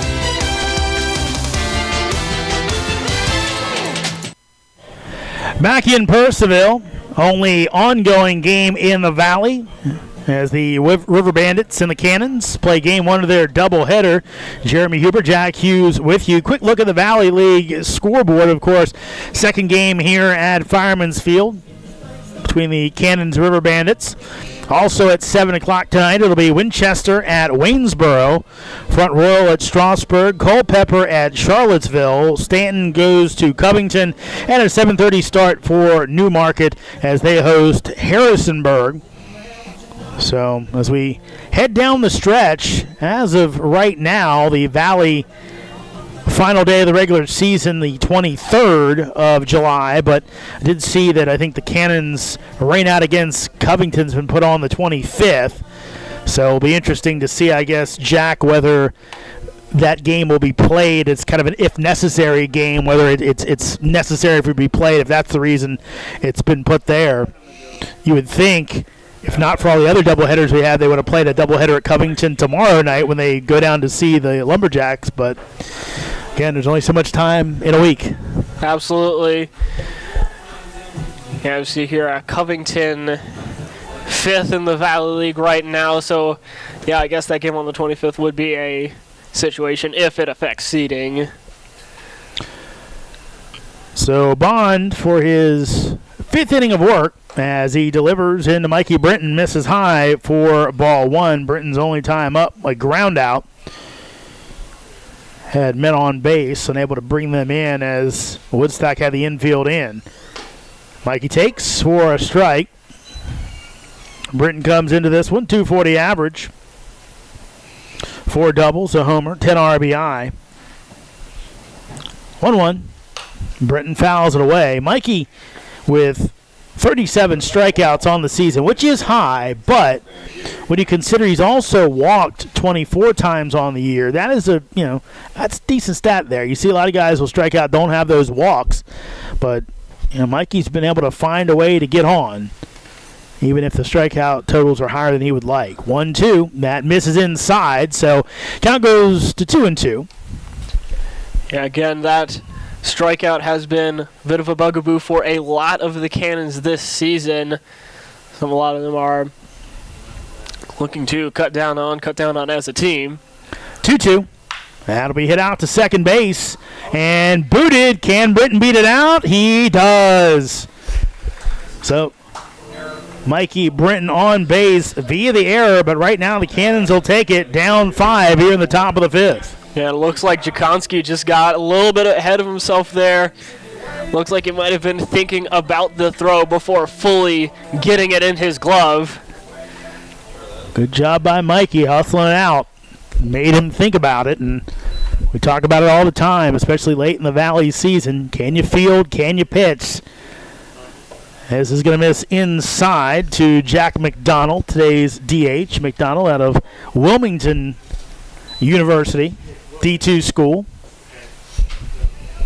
It's one of those 6 degrees of separation things, Jack, that Wilmington, their basketball team, here's the 1-0 as he'll foul it back.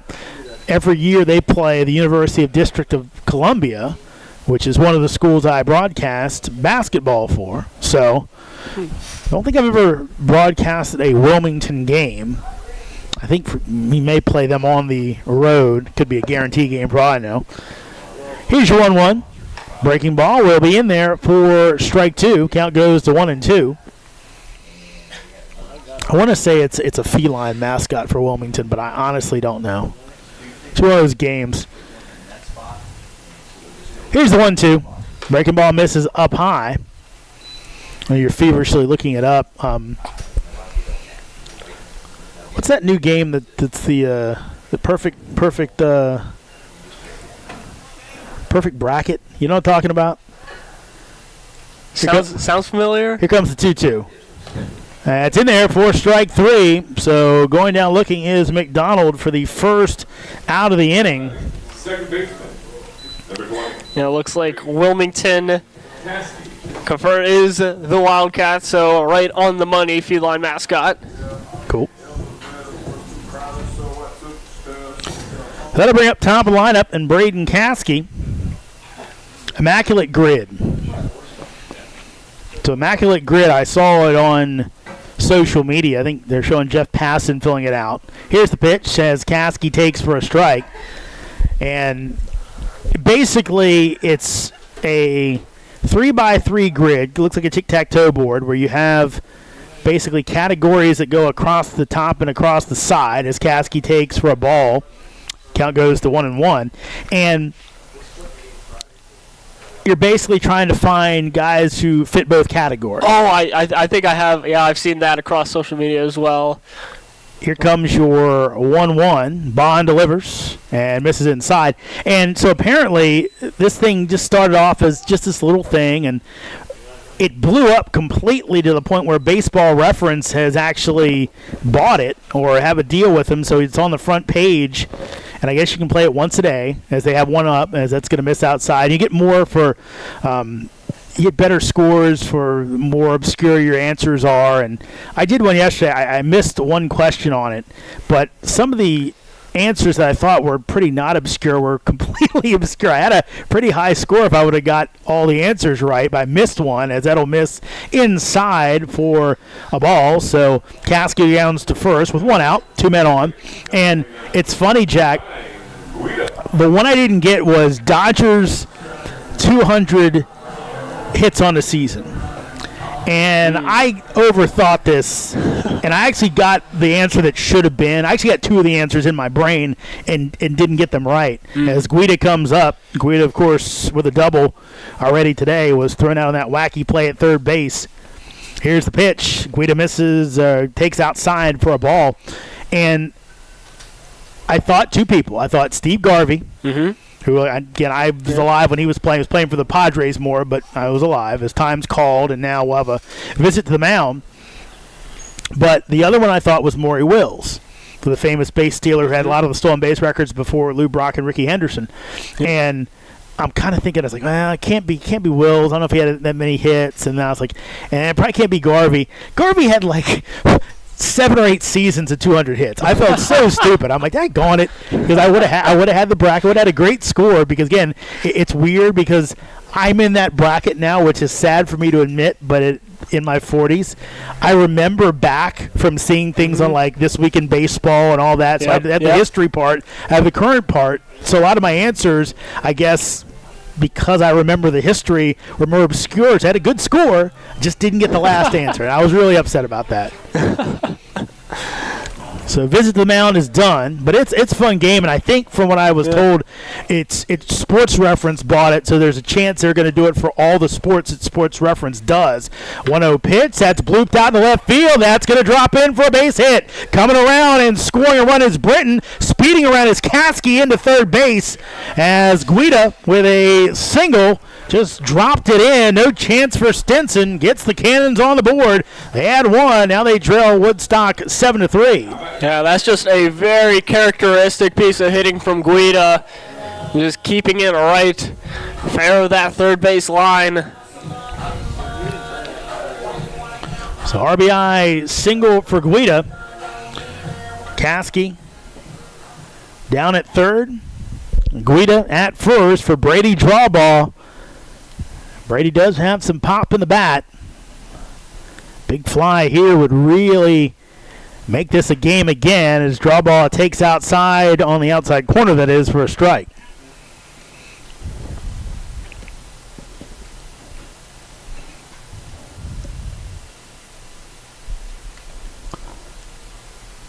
Oh, 1. Brady takes up high for a ball. Draw ball. Spent his career at Mount St. Mary's. Here's the 1-1 as he'll pop it up on the infield. Calling for it is the pitcher Bond, and he will let it drop in, and nobody's at second base. Guida's going to go down to second. What a blunder by Woodstock. Oh, my goodness. How could that? It looks like we got some talk that it may even not be considered an error. I'm not, because that ball dropped in. It's a hit, but Bond kept calling for it. His infielders tried to call him off. He wouldn't leave, and then the ball just dropped in. And the worst part of it is we talked about before, Ryan Guida, great hitter, not fleet of foot.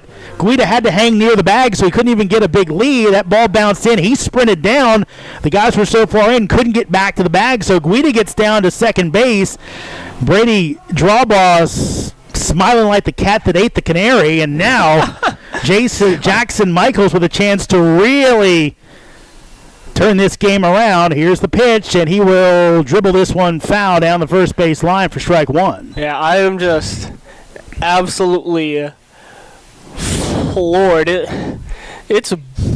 It's bordering on something you'd see out of a sketch on like. I mean, it's a little league play in the sense that ball would drop in, but it's tough, especially on the pitcher's mound, for that pitcher to make that catch as Michaels swings the breaking ball for strike 2. And it's one of those things. My grandfather told me a story that he and my uncles went down to a camp in Florida. Ernie Banks, the Cubs legend, was part of the camp and telling kids about how they would hit pop-ups and teach them how that backspin, it always comes back toward the infield. 0-2 pitch. Michaels takes outside for a ball. So that's why one of the reasons that, once the catcher, you don't really want to veer back in because the ball's coming back toward the infield. Pitchers don't really feel those balls that much. Again, Bond just wasn't ready for it, and it kind of took him by surprise. 1-2 pitch. That's going to skip off. That's going to hit Michaels. Thought it would be just the pass ball, but instead, Bond hits the Cannons cleanup hitter, and coming in from third base is Caskey, who would have scored anyway. And now the Cannons draw closer. Now Woodstock 7, Purcellville 4. Yeah, and just one last little thing about that. May pop up. We have an earlier game. Usually, by this time, if it was played in the normal 7 p.m. start time, shadows would be all the way over, especially on that pitcher's mound area, so you do also have the sun to worry about. Here's the pitch to Torres, misses way outside, and right now it looks like, Jack, that Woodstock trying to ride Bond here to get him through 5, but they're in a danger zone here now with Torres at the plate as that hits the outside corner for a strike. Again, you kind of have to weigh these things out, playing these double headers. How much pitching can he get away with? How deep can you go? Mike Bocock did tell me before the game that his pitching's kind of set back up again after some tough times as Torres swings for that one for strike 2. And he's upset with himself. Back-to-back plays, missing the pop-up, and then hitting a batter with 2 strikes on him. 1-2 pitch as Torres takes high and away for a ball. Evens up the count at 2-2.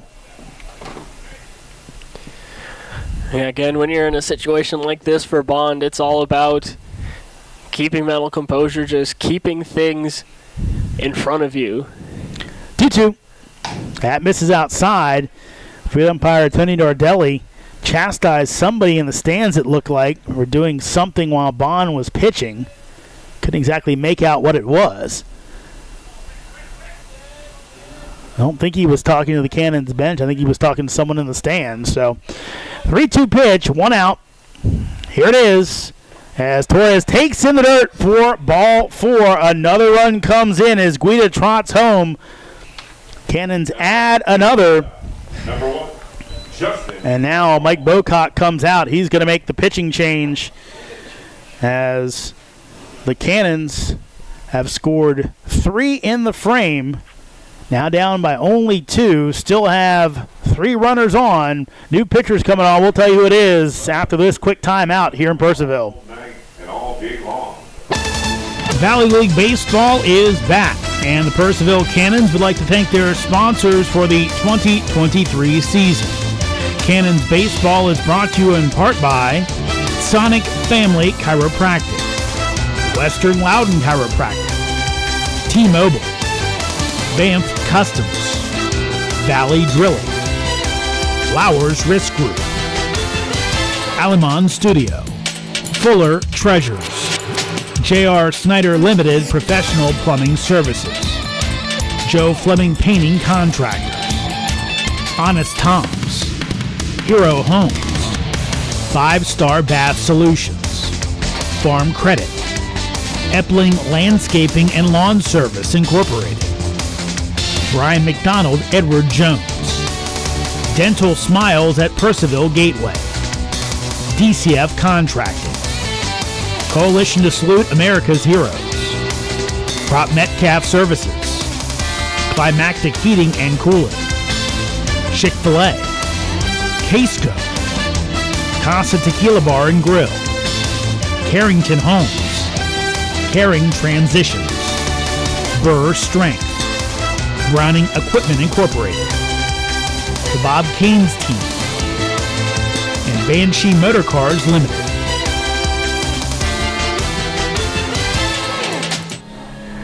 New pitcher on for Woodstock. It's Josh Nielsen, right-hander out of Messiah College, as he will come on to hopefully put out the fire. If you're a Woodstock fan, if you're a Cannons fan, you hope to see it keep burning here at Fireman's Field. Nielsen, so far on the season, 13 appearances as a pinch runner. No, I thought it was a pinch runner coming in. It's not.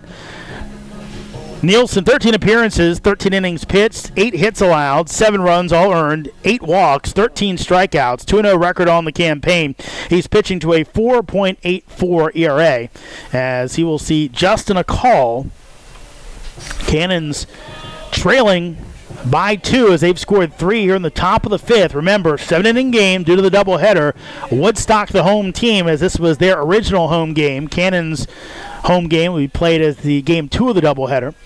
So Nielsen looks in with runners at every base as a call. It gets through. Coming home is draw ball. Brady will score, standing up for the 6th run as Michaels and Torres both advance. And now the Cannons have the tying run down at third base with only 1 out here in the top of the 5th. And again, you see some speed there from Drawbaugh. Was a multi-sport athlete at local Woodgrove High School, varsity basketball as well as baseball.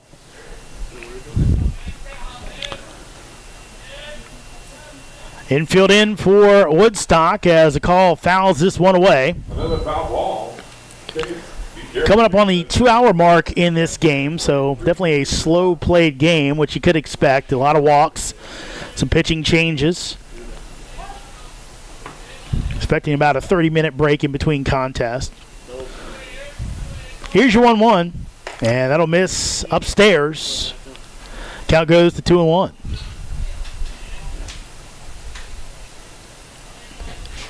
And you mentioned that infield all the way in a one-out situation. Woodstock would love nothing more than a double play right now. Count goes 3-1. No one down at first base, so no forces on the field. But again, infield in, trying to cut that runner off at home, trying to keep this game a Woodstock advantage. 3-1. Nielsen delivers as a call hits it up the middle, caught at third, at shortstop as Smith tags the bag. Torres too far off, and that will end the threat. Unlucky for a call as he roped one, but right to the shortstop for the second and third outs of the inning. But Cannons put 4 on the board. We head to the bottom of the 5th. River Bandits up on Purcellville 7-6. Valley League Baseball is back, and the Purcellville Cannons would like to thank their sponsors for the 2023 season.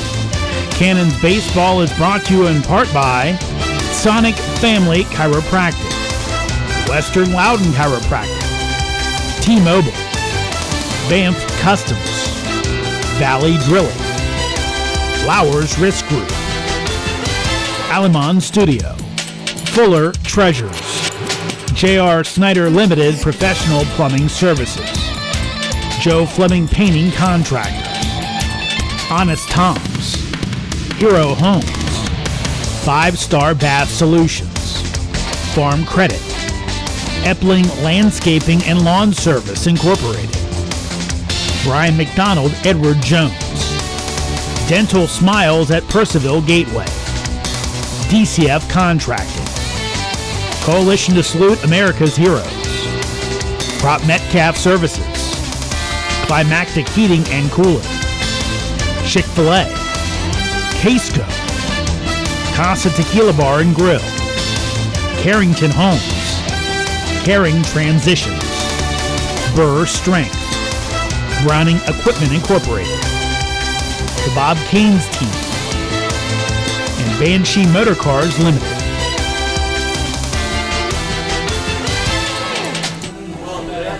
Back at Fireman's Field, Cannons put up 4 in the top of the 5th. Could have been a lot more if not for a unlucky line drive by Justin Akal, leading to a double play unassisted by Hunter Smith at shortstop. But Cannons back into this one as they only trail by 1. Bottom of the lineup coming up for Woodstock, Little, Ford, and Whitaker. Here in the bottom of the 5th. Again, Woodstock is your home team in this one. Originally their home game. Here's the pitch, and that's in there for a strike. If Ricketts gets through this inning, it'll be a new season high. Here's the 0-1. Big swing and a miss for strike 2 as Little waved at it. Thrown off by the off-speed pitch. His first appearance of the season, a win against Waynesboro. He pitched 2 1/3 innings. Allowed 2 runs, 1 of those earned. 0-2 pitch, that misses outside and low. And again, always, I can imagine Ricketts being somewhat frustrating for a lot of batters to face. 1-2. That is just going to miss as looked like Torres held the glove right over the plate. Wasn't called a strike. Possibly low, but can't think of much else. Here's your 2-2. And it'll be just fouled off by Little. Got a piece of it.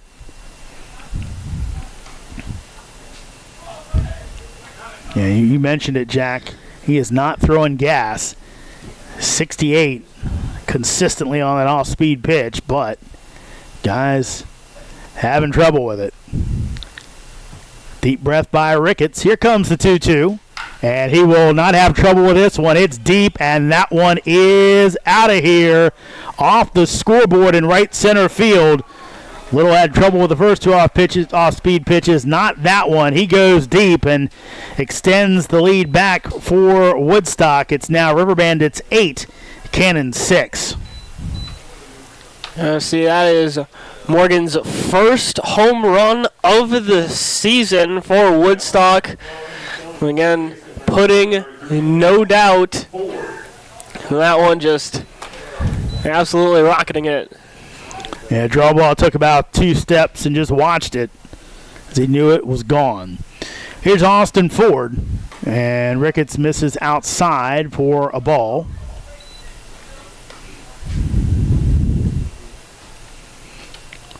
Ford out of Folsom Lake College. 1-0. He will fly this one out to center field. Coming in is Brenton, and he makes the catch waist high for the out.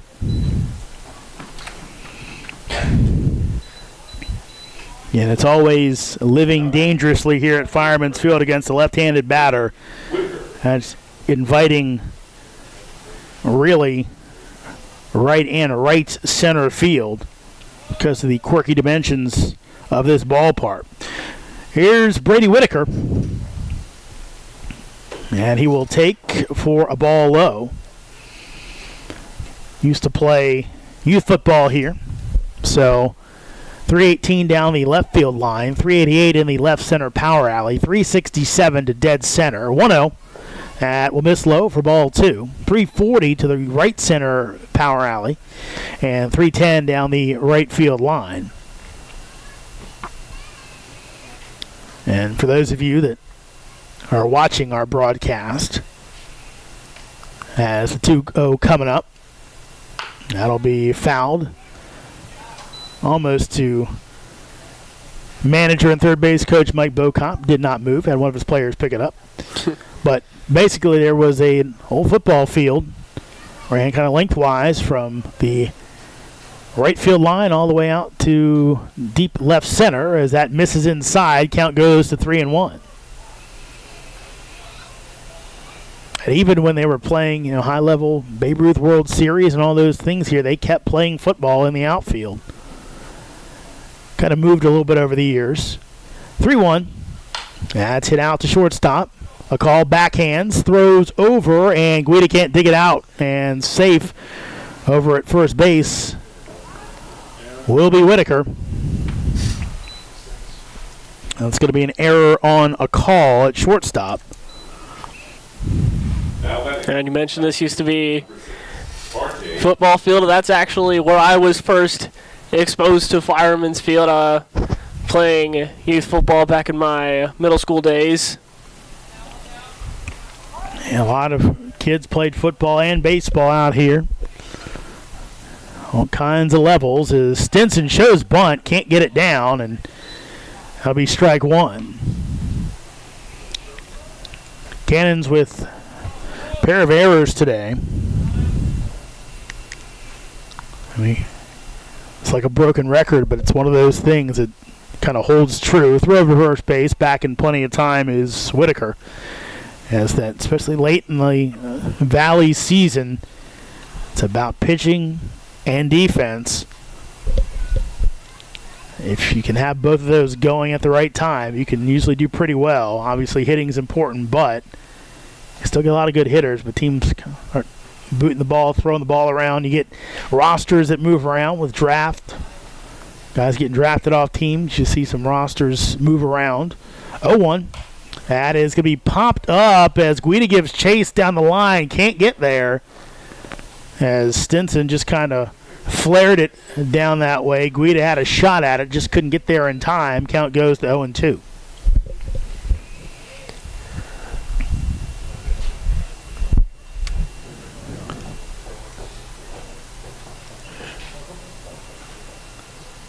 Coming down the home stretch of the season, basically a week and a half left. Last current day of the Valley season supposed to be the 23rd. We'll see if that gets moved. As again, Stinson flares out to right field. Draw ball playing in though, and he makes the catch for the second out of the inning.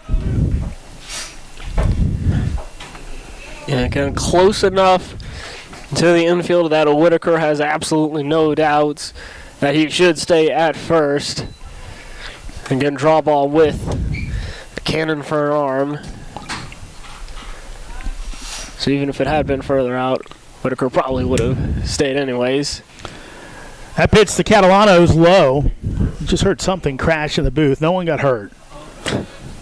It's one of my more embarrassing moments as a broadcaster. I was doing a Georgetown game up at Frederick Mary Grove Stadium.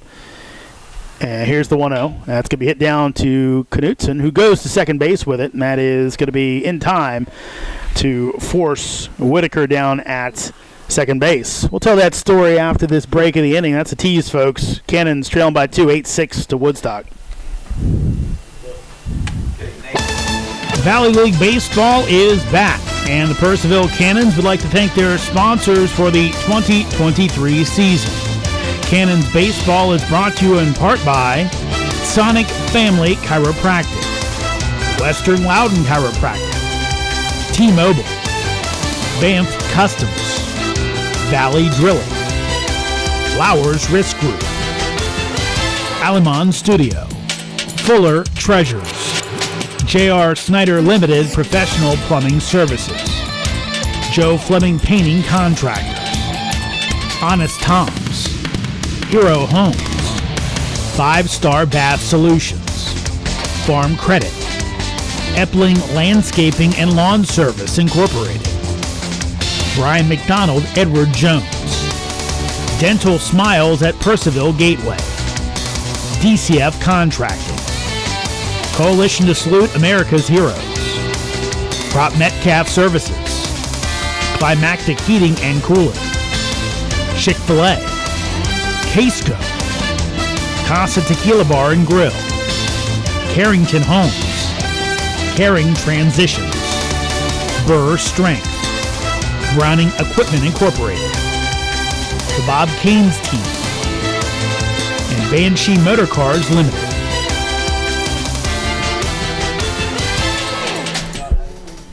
Josh Nielsen still on after getting that line out that led to the double play. Cannons will bring Knutson, Brinton, and McDonald, schedule hitters. Could see a pinch hitter in that group. But back to that story from earlier, Jack.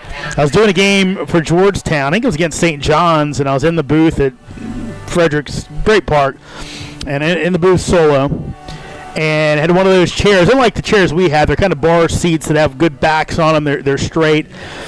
I had a one of those kind of roller chairs, and I had the bendy, swivelly back on it, and I just kind of was leaning back, calling the game, trying to relax, and I leaned back too far, and next thing I know, I was looking up at the ceiling.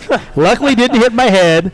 Luckily, I had a long enough cord that I didn't actually pull anything off the countertop and break any equipment, but I did have the folks from Georgetown who were doing stats. I think they came over, but maybe I walked over at some point. They said, "Are you okay?" I was like, "Yeah." We heard a crash. I was like, "Yeah." I fell over in my chair. It just fell backwards on me. So, you know. I can imagine. The good thing about that, though, Jack, is I did not curse, which obviously you don't want to do on the air. So I was at enough wherewithal that despite doing something really stupid and possibly painful, I did not curse on the air. So good for me. A picture of professionalism, I can imagine, and that must have been. That's the first time anyone's ever said that about me, except Bill Russatelli. He likes to call me the picture of professionalism. Here's Knutson as Nielsen misses outside for a ball. Keegan so far tonight had the sack bunt that's brought in Torres back in the second inning as that misses inside.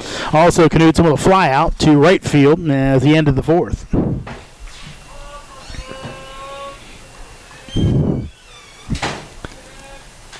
Nielsen delivers and almost Knutson went down, and Keegan looked back at the umpire and Mayshok said, "No, it didn't get you." Now, Brett Fuller will come out. Trying to appeal down to Nardelli down at first base. I don't know if he's saying I didn't see it or it didn't hit him. Knutson was weird because he took some steps, then he looked back almost to say, did it get me? 8-6 the score right now, as that's going to miss inside. So there is ball 4. We are getting reports that our score bug is not working, so we apologize. We'll make sure we're updating that score. Yep. Here's Mikey Brenton. Mikey with 1 homer on the season. Would love one right here, as that'll miss outside for ball 1.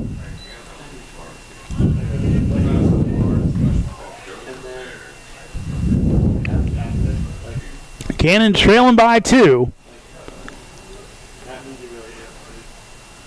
2 runs in the second, 4 in the fifth. Brenton shows bunt, pulls it back, and takes a strike. McDonald on deck. Pair of strikeouts, both looking so far today. And Brenton bunts it. And back to the pitcher as Nielsen throws him out at first base for the first out of the inning. Again, interesting decision. Go for the bunt there. Yeah, kind of. Looked like Mikey was almost trying to sacrifice, but Cannons down by 2, not by 1. Down by 1 make a little more sense, but obviously there's a method to the madness as McDonald takes a big swing and miss for strike 1. And McDonald only in his second game here in the Valley. Brenton, a Valley veteran, only hitting .240, but Mikey does have the panache for big moments. 0-1. That'll miss outside for a ball. Evens up the count at 1-1. Absolutely, and you see that veteran panache, as you put it, from Mikey Brenton, especially out in the field. You'll see a lot of situations where even if it's on the edge of his right fielder or left fielder making it, it's oftentimes Brenton will come swooping in for the play. Misses outside for ball 2.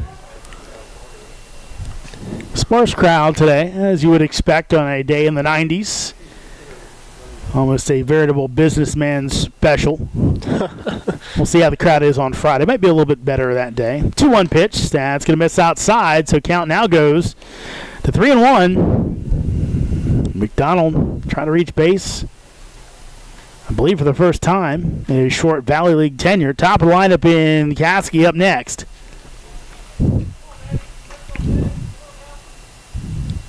Takes a look at second. Here's the 3-1 as McDonald takes ball 4. 5-pitch walk worked by Jack McDonald. And now back to the top of the lineup. And Braden Caskey, second baseman out of Arkansas State. And here comes Mike Bocock. He's going to make a pitching change. And try to not waste this one, I'm sure. He may go to some of the better arms who are available. Make sure he can get at least one out of this doubleheader. So, pitching change for River Bandits. We'll tell you who it is after this short break. Woodstock leading 8-6 in the top of the 6th inning. Valley League Baseball is back, and the Purcellville Cannons would like to thank their sponsors for the 2023 season.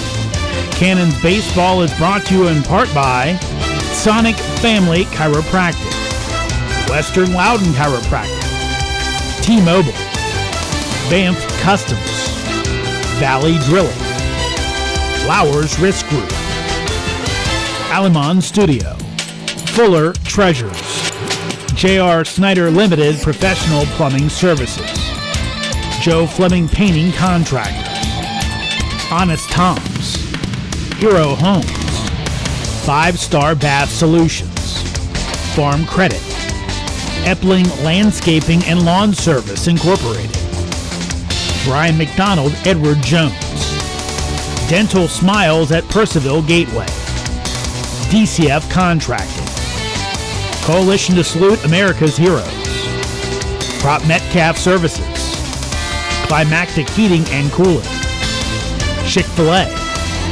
Casco, Casa Tequila Bar and Grill, Carrington Homes, Caring Transitions, Burr Strength, Browning Equipment Incorporated, the Bob Caines Team, and Banshee Motor Cars Limited.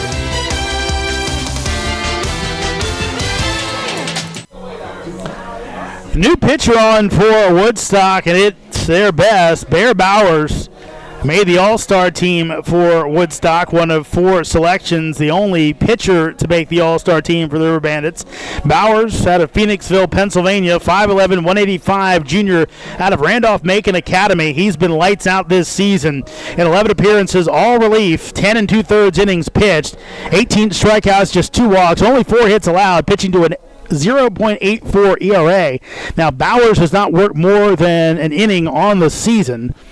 It'll be interesting to see if Mike Bocock's just trying to get through this inning here with the trouble, may go to someone else for the 7th, the final inning in the 7-inning doubleheader, or whether Bowers will finish it off. But the competition level just went up as Braden Caskey steps in. 1 out, 2 men on.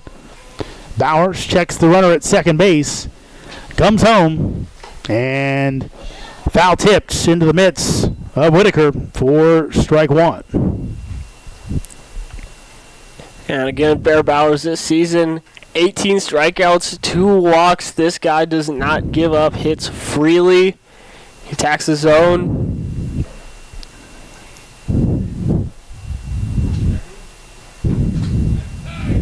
Ooh. Going to call pitch clock violation. So that'll even up the count at 1-1. And that's something you have to look out for. It's not fully visible, but the pitch clock's still here in the Valley League. That'll be taken for a strike by Caskey, so count goes to 1-2. Again, there is no clock. It's kept by the field umpire, just like you see in collegiate games. Bowers, a long look out at Knutson, who bluffs going and almost hitting the batter. Caskey misses inside. Count goes to 2-2.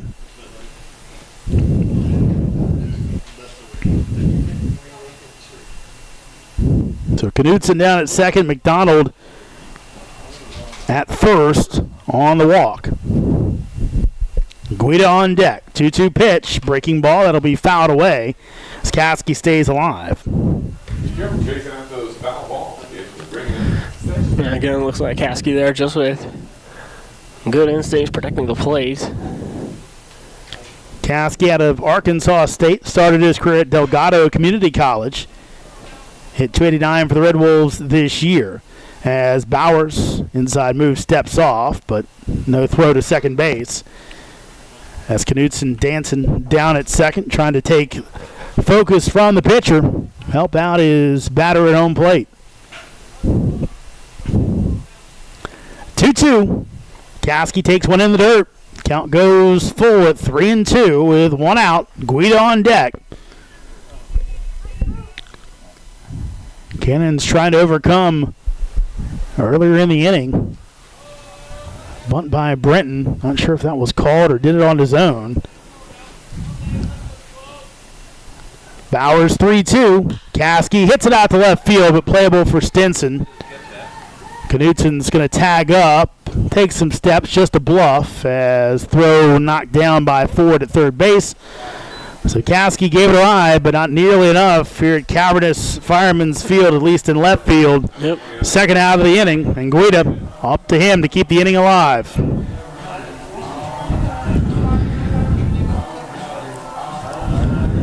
Again, out of anyone on the Cannons, but looking at just batting average, looking at anyone in the league, Guida's the guy you want in this situation.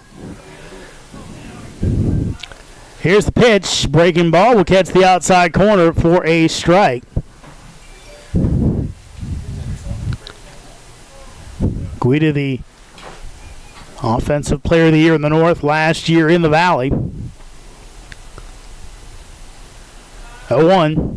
Bowers misses low, evens up the count. Ryan took that and had a heck of a season down at FIU. Ended up making all second-team Conference USA. That's continued to roll in the Valley this year. 1-1. Guida will bounce this one over to shortstop.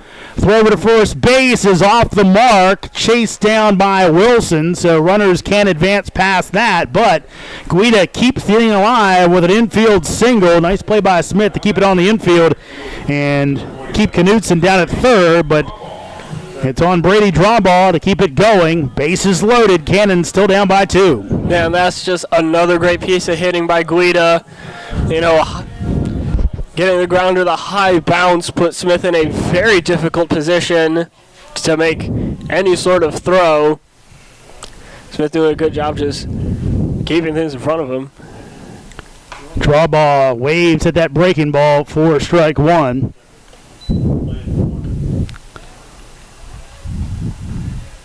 Big spot for draw ball.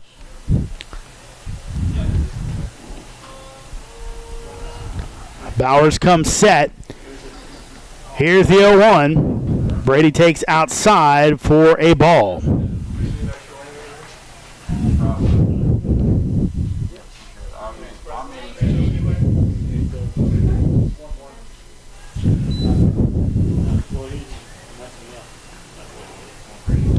Draw ball singled last inning, and he'll wave it one way outside. Breaking ball did not have a shot at that one. Now he's down 1-2.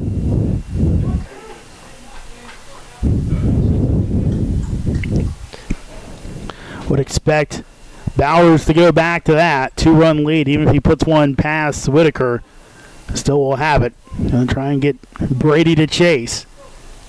1-2. And draw ball takes it, strike 3 to end the inning. So Cannons strand all 3. Head to the bottom of the 6th. River Bandits still up on the Cannons, 8-6. Valley League Baseball is back, and the Purcellville Cannons would like to thank their sponsors for the 2023 season. Cannons Baseball is brought to you in part by Sonic Family Chiropractic, Western Loudon Chiropractic, T-Mobile, Banff Customs, Valley Drilling, Flowers Risk Group, Alamon Studio, Fuller Treasures, J.R. Snyder Limited Professional Plumbing Services, Joe Fleming Painting Contractors, Honest Tom's, Hero Homes, 5-Star Bath Solutions, Farm Credit, Epling Landscaping and Lawn Service Incorporated, Brian McDonald, Edward Jones, Dental Smiles at Purcellville Gateway, DCF Contracting, Coalition to Salute America's Heroes, Prop Metcalf Services, Climactic Heating and Cooling, Chick-fil-A, Casco, Casa Tequila Bar and Grill, Carrington Homes, Caring Transitions, Burr Strength, Browning Equipment Incorporated, the Bob Caines Team, and Banshee Motor Cars Limited.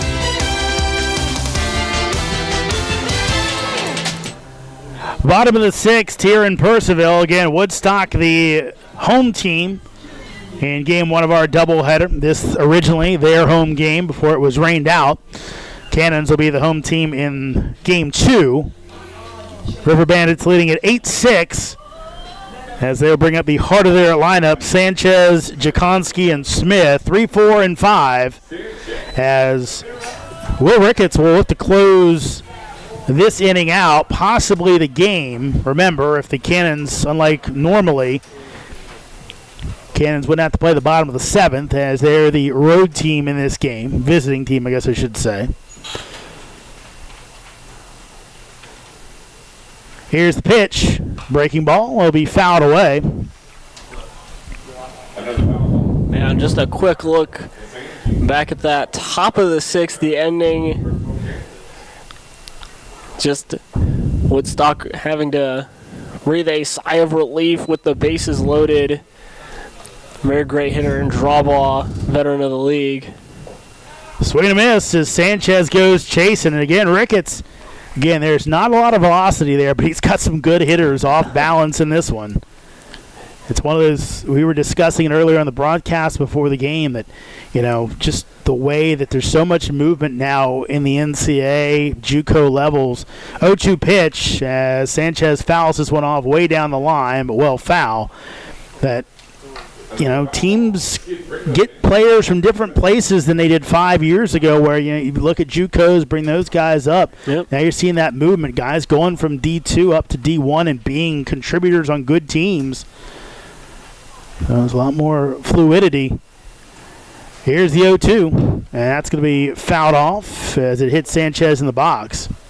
Even the Georgetown program I call games for, Jack, that a lot of guys from the D3 level that they brought up. Now, the interesting thing with Georgetown, because of the academic standards, it was a lot of guys from some of those really prestigious D3 schools that you'll see out west and in the Northeast, and as well as a lot of Ivies and Patriot League schools. Guys still had to make the grade. Here's the 0-2. That is going to be low. I know you know the Patriot League well, and it's from Boston University. Yep.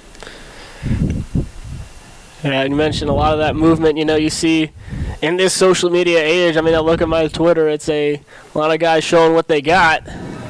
That's going to miss the outside corner. Look pretty good, especially to the Cannons bench, as Ricketts with a wry smile was hoping to get that one. Instead, he'll just shake his head and go back to work. I know Jake Bloss, Georgetown, their best pitcher this year, came from Lafayette. That's popped up on the infield as Sanchez slams the bat down. Coming in is Caskey to make the catch from second base for the first outs of the inning. Now batting, second base, number 2, Joe Zinkowski. Yeah, and you can see a smile, a little bit of a smile from Sanchez as he's walking back to the dugout. Ricketts now has pitched 3 innings as Jakonski comes to the plate. So he is well over his season high, at least here in the Valley, as that's going to miss for a ball. Yeah. Very interesting. I can see a guy like Ricketts fitting pretty well into kind of that inning eater archetype a little bit.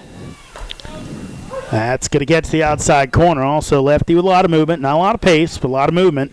Yep. On the season this year at Frostburg State, Ricketts only pitched 5 1/3 innings there, so it was kind of a specialist, as that will miss outside. But Ricketts never pitched more than an inning for the Bobcats, and actually did that only in 3 starts.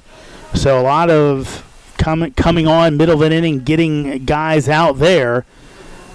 But he is doing some yeoman's work today, as that'll miss low for a ball, so count goes to 3-1. Again, someone had to eat these innings up. Again, when you're in a situation the Cannons are in right now, trying to play 3 doubleheaders in 1 week plus games on every other day, 3-1 pitch, that's low. So walk to Jakonski, and we'll see. There is some action in the Cannons bullpen, but not a lot of throwing, so I think they're going to try their darndest to get Ricketts through this inning and worry about the bottom of the 7th if they have to play it. Now you mentioned Will Ricketts, home of Frostburg State. Ricketts misses outside. Now, at least how I'm most familiar with it is the home of Coach Wooten's basketball camps, was formerly run by Morgan Wooten, the famous math head coach, now headed up by his son Joe. That's in the dirt for ball 2. Yeah, big tie-in up there with old WCAC. That's where the Alhambra tournament is every year, where they get really normally about 4 of the best schools from the D.C. Catholic League and then others from up and down the East Coast. So some really good basketball played up there. Frostburg also at one point was the home of the Washington football team training camp. As that's going to drop in. Looked like Britton had a beat on it. Instead, drops in. Runner will be sent. Coming home, and no throw to either bag. Caskey thought about going to third. A call in his way for a second, held it and just ate it. And so a triple, RBI triple all the way out to right center field, brings in another run, makes it River Bandits 9, Cannons 6.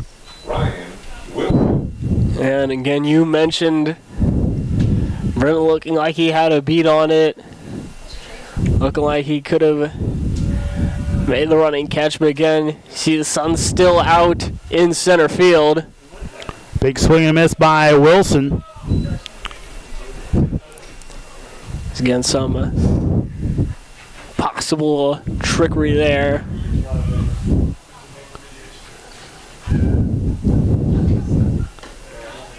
That's going to miss outside. I want to correct myself. Jakonski with the walk. Smith with the RBI triple.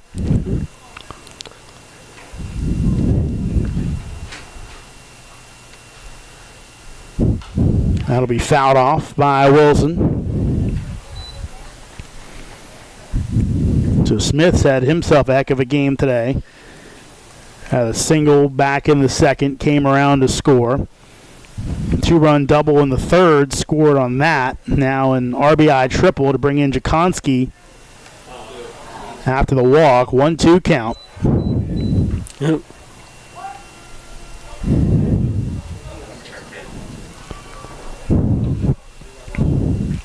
Here's the pitch, and almost hits him, but does not. So count goes to 2-2. Yeah, you mentioned Smith, I believe, had the start of his at-bat in the first, but ended early. Ricketts misses outside, so count goes to 3-2. Ended up not completing at-bat until the second inning because they sent Sanchez home. He was forced out. Deep breath. Here's the 3-2. And waved at by Wilson for strike 3. So another K. Third of the game for Will Ricketts. And now 2 outs in the inning. Morgan Little. Got an arm throwing down in the Cannons bullpen. Chase Bryant down there. Yep. Normally Cannons outfielder, but also a pitcher. Breaking ball will miss to Morgan Little for ball 1. Little had a solo homer to lead off the 5th inning.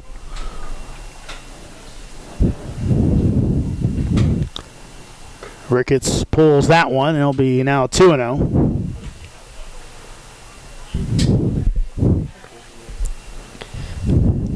Crowd starting to fill in a little bit here at Fireman's Field.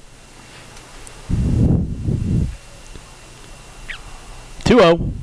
That's down the heart of the plate for strike 1.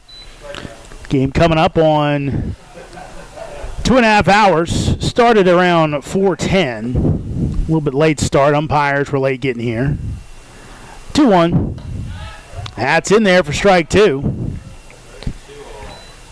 Yeah, looking at a good recovery from Ricketts. In this situation, you're just looking to attack the zone. See if you can strand Smith on the third. 2-2. That is going to miss. Torres held it there, but could not get home plate umpire Austin Mashak to bite on it. Again, we see some slight displeasure from the Cannons fans here at Fireman's. Full count, 2 outs, runner on third. Here's the pitch. That'll miss outside, and Little draws the walk. So now River Bandits on the corners as Austin Ford coming to the plate. Right now, Brett Fuller would love to get Ricketts through this inning, not use another pitcher in this game if the Cannons don't come back in the 7th. Easier said than done, as that misses inside for a ball. And again, Ford has not had a whole lot of luck so far in this first game. On the outside corner for a strike. Again, it kind of changes the dynamic of this one. If you're down 3 going into the final inning, again, somehow scratch 2 men on. Long ball was a possibility at Fireman's as Ford probably swung at ball 2 there. And trying to get those runs in if you're down by 4 to tie the game, it's a harder task. So right now, if Ricketts can get the Cannons back into the dugout, he's given up some runs today, but he's eaten innings, and that's been the important thing. 1-2 pitch. That's roped off the fencing in front of the Woodstock dugout. Mike Bocock didn't move. He's a vet down there. Coach Bocock, when I talked to him earlier, he said to me, he says, hey, make sure you play some wagon wheel or something. So Coach Bocock was the shop teacher down, I don't know the high school, but he taught a bunch of the members of Old Crow Medicine Show, the country music band, who their song Wagon Wheel was the one that Darius Rucker did and had the big country hit with. So he knows a lot of those guys from back in their high school days. 1-2 pitch, that's fouled away. And so one day when official scorers / music guys / jack of all trades Dennis Woods was playing music, played Wagon Wheel, and Coach Bocock came up to the booth to give the lineup card and said, man, I love that Wagon Wheel. And he kind of explained it. So every time we got to play Wagon Wheel for him. And we did it earlier today. Here's the 1-2. That's going to miss in the dirt as Torres keeps it in front. Count goes 2-2. Whatever throwing was being done in the Cannons bullpen looks like it slowed down, so still hoping for the out from Ricketts here. Deep breath, 2-2 pitch, and he will foul this one down the third base line. Dribbler. Yep. So we'll do it again.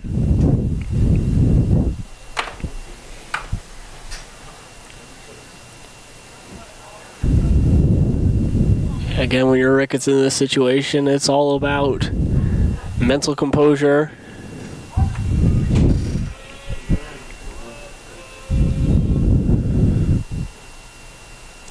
Two-two pitch, swing, and a miss for strike 3. Thought it might have been foul tip, but the umpire did not say that. So Will Ricketts, heck of a performance for the lefty from Frostburg State as he gets through 3 2/3 innings. Cannons need 3 in the top of the 7th to keep this one alive. They trail Woodstock 9-6. Valley League Baseball is back, and the Purcellville Cannons would like to thank their sponsors for the 2023 season. Cannons Baseball is brought to you in part by Sonic Family Chiropractic, Western Loudon Chiropractic, T-Mobile, Banff Customs, Valley Drilling, Flowers Risk Group, Alamon Studio, Fuller Treasures, J.R. Snyder Limited Professional Plumbing Services, Joe Fleming Painting Contractors, Honest Tom's, Hero Homes, 5-Star Bath Solutions, Farm Credit, Epling Landscaping and Lawn Service Incorporated, Brian McDonald Edward Jones, Dental Smiles at Purcellville Gateway, DCF Contracting, Coalition to Salute America's Heroes, Prop Metcalf Services, Climactic Heating and Cooling, Chick-fil-A, Casco, Casa Tequila Bar and Grill, Carrington Homes, Herring Transitions, Burr Strength, Browning Equipment Incorporated, the Bob Caines Team, and Banshee Motor Cars Limited.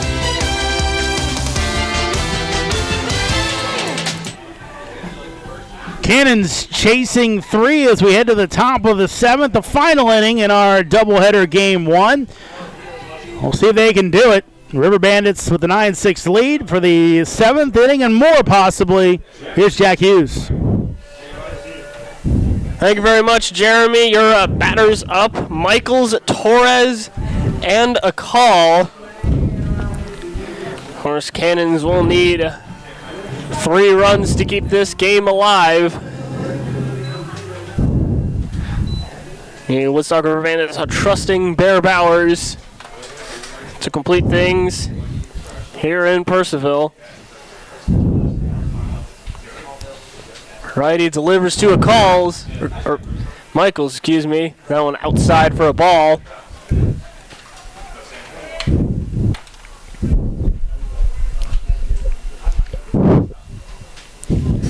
Bowers 5 saves on the season as the 0-1-0 is a rope foul.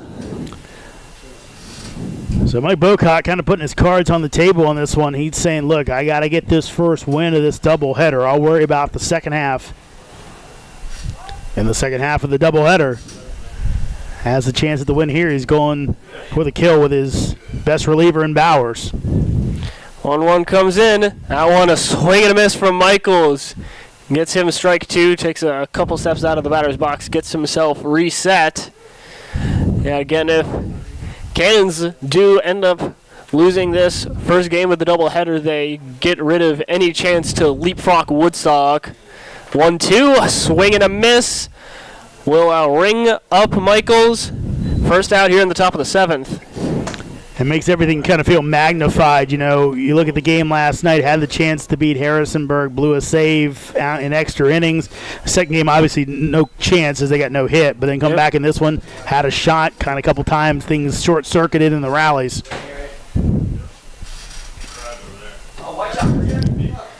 Bowers getting ready to face off against Torres. His first delivery. That one hit into left field. That will drop for a base hit. And nothing more. Stinson throwing things back in.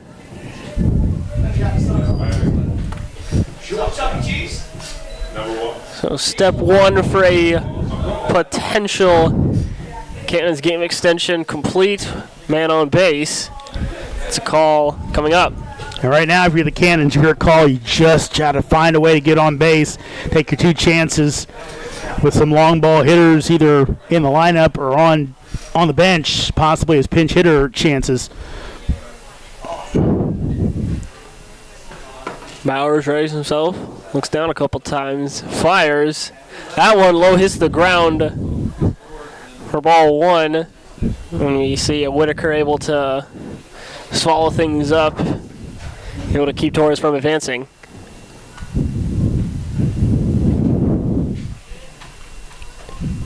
Whitaker, a look in, a glance over at first. Torres, substantial lead off. Throw over to first. Torres able to get back well in time. See Torres, my goodness, front of his humor especially, absolutely covered in dirt. Bowers ready for the 1-0 in earnest. That one hit down third base line but draws foul. When fielded by third base coach Rich Fuller for the Cannons. I think Jose's doing his impression of the National League All-Star uniforms last night. Those things were terrible. My goodness. All right. 1-1, 1 out. Here for a call. Pitch hits the high part of the zone for strike 2.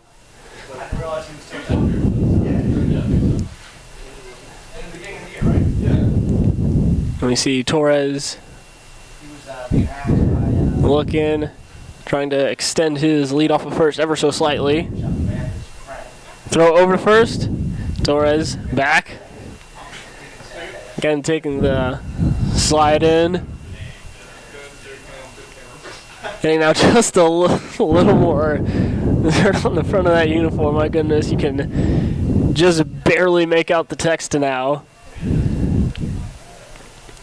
1-2 again. That one hit right past Bowers, but it looks like that will be on the whole place, I believe. Smith stepping on second base, so he does get Torres out. Throw to Wilson is offline. Yeah, way too high on that throw, so it keeps the Cannons alive. Looked like a tailor-made double play ball, but for some of the good plays Smith has made tonight, that one was not great.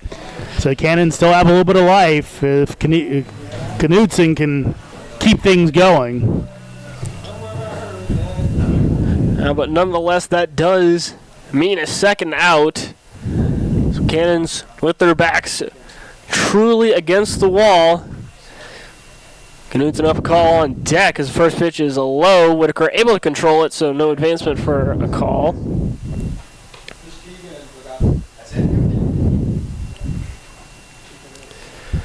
It looks like we do have Brenton and McDonald, so no pinch hitters. Bowers fires. That one hit deep into left field. Stinson chasing it. And that one will be gone. Keegan Knudsen making things interesting here in Purcellville. Gets himself home.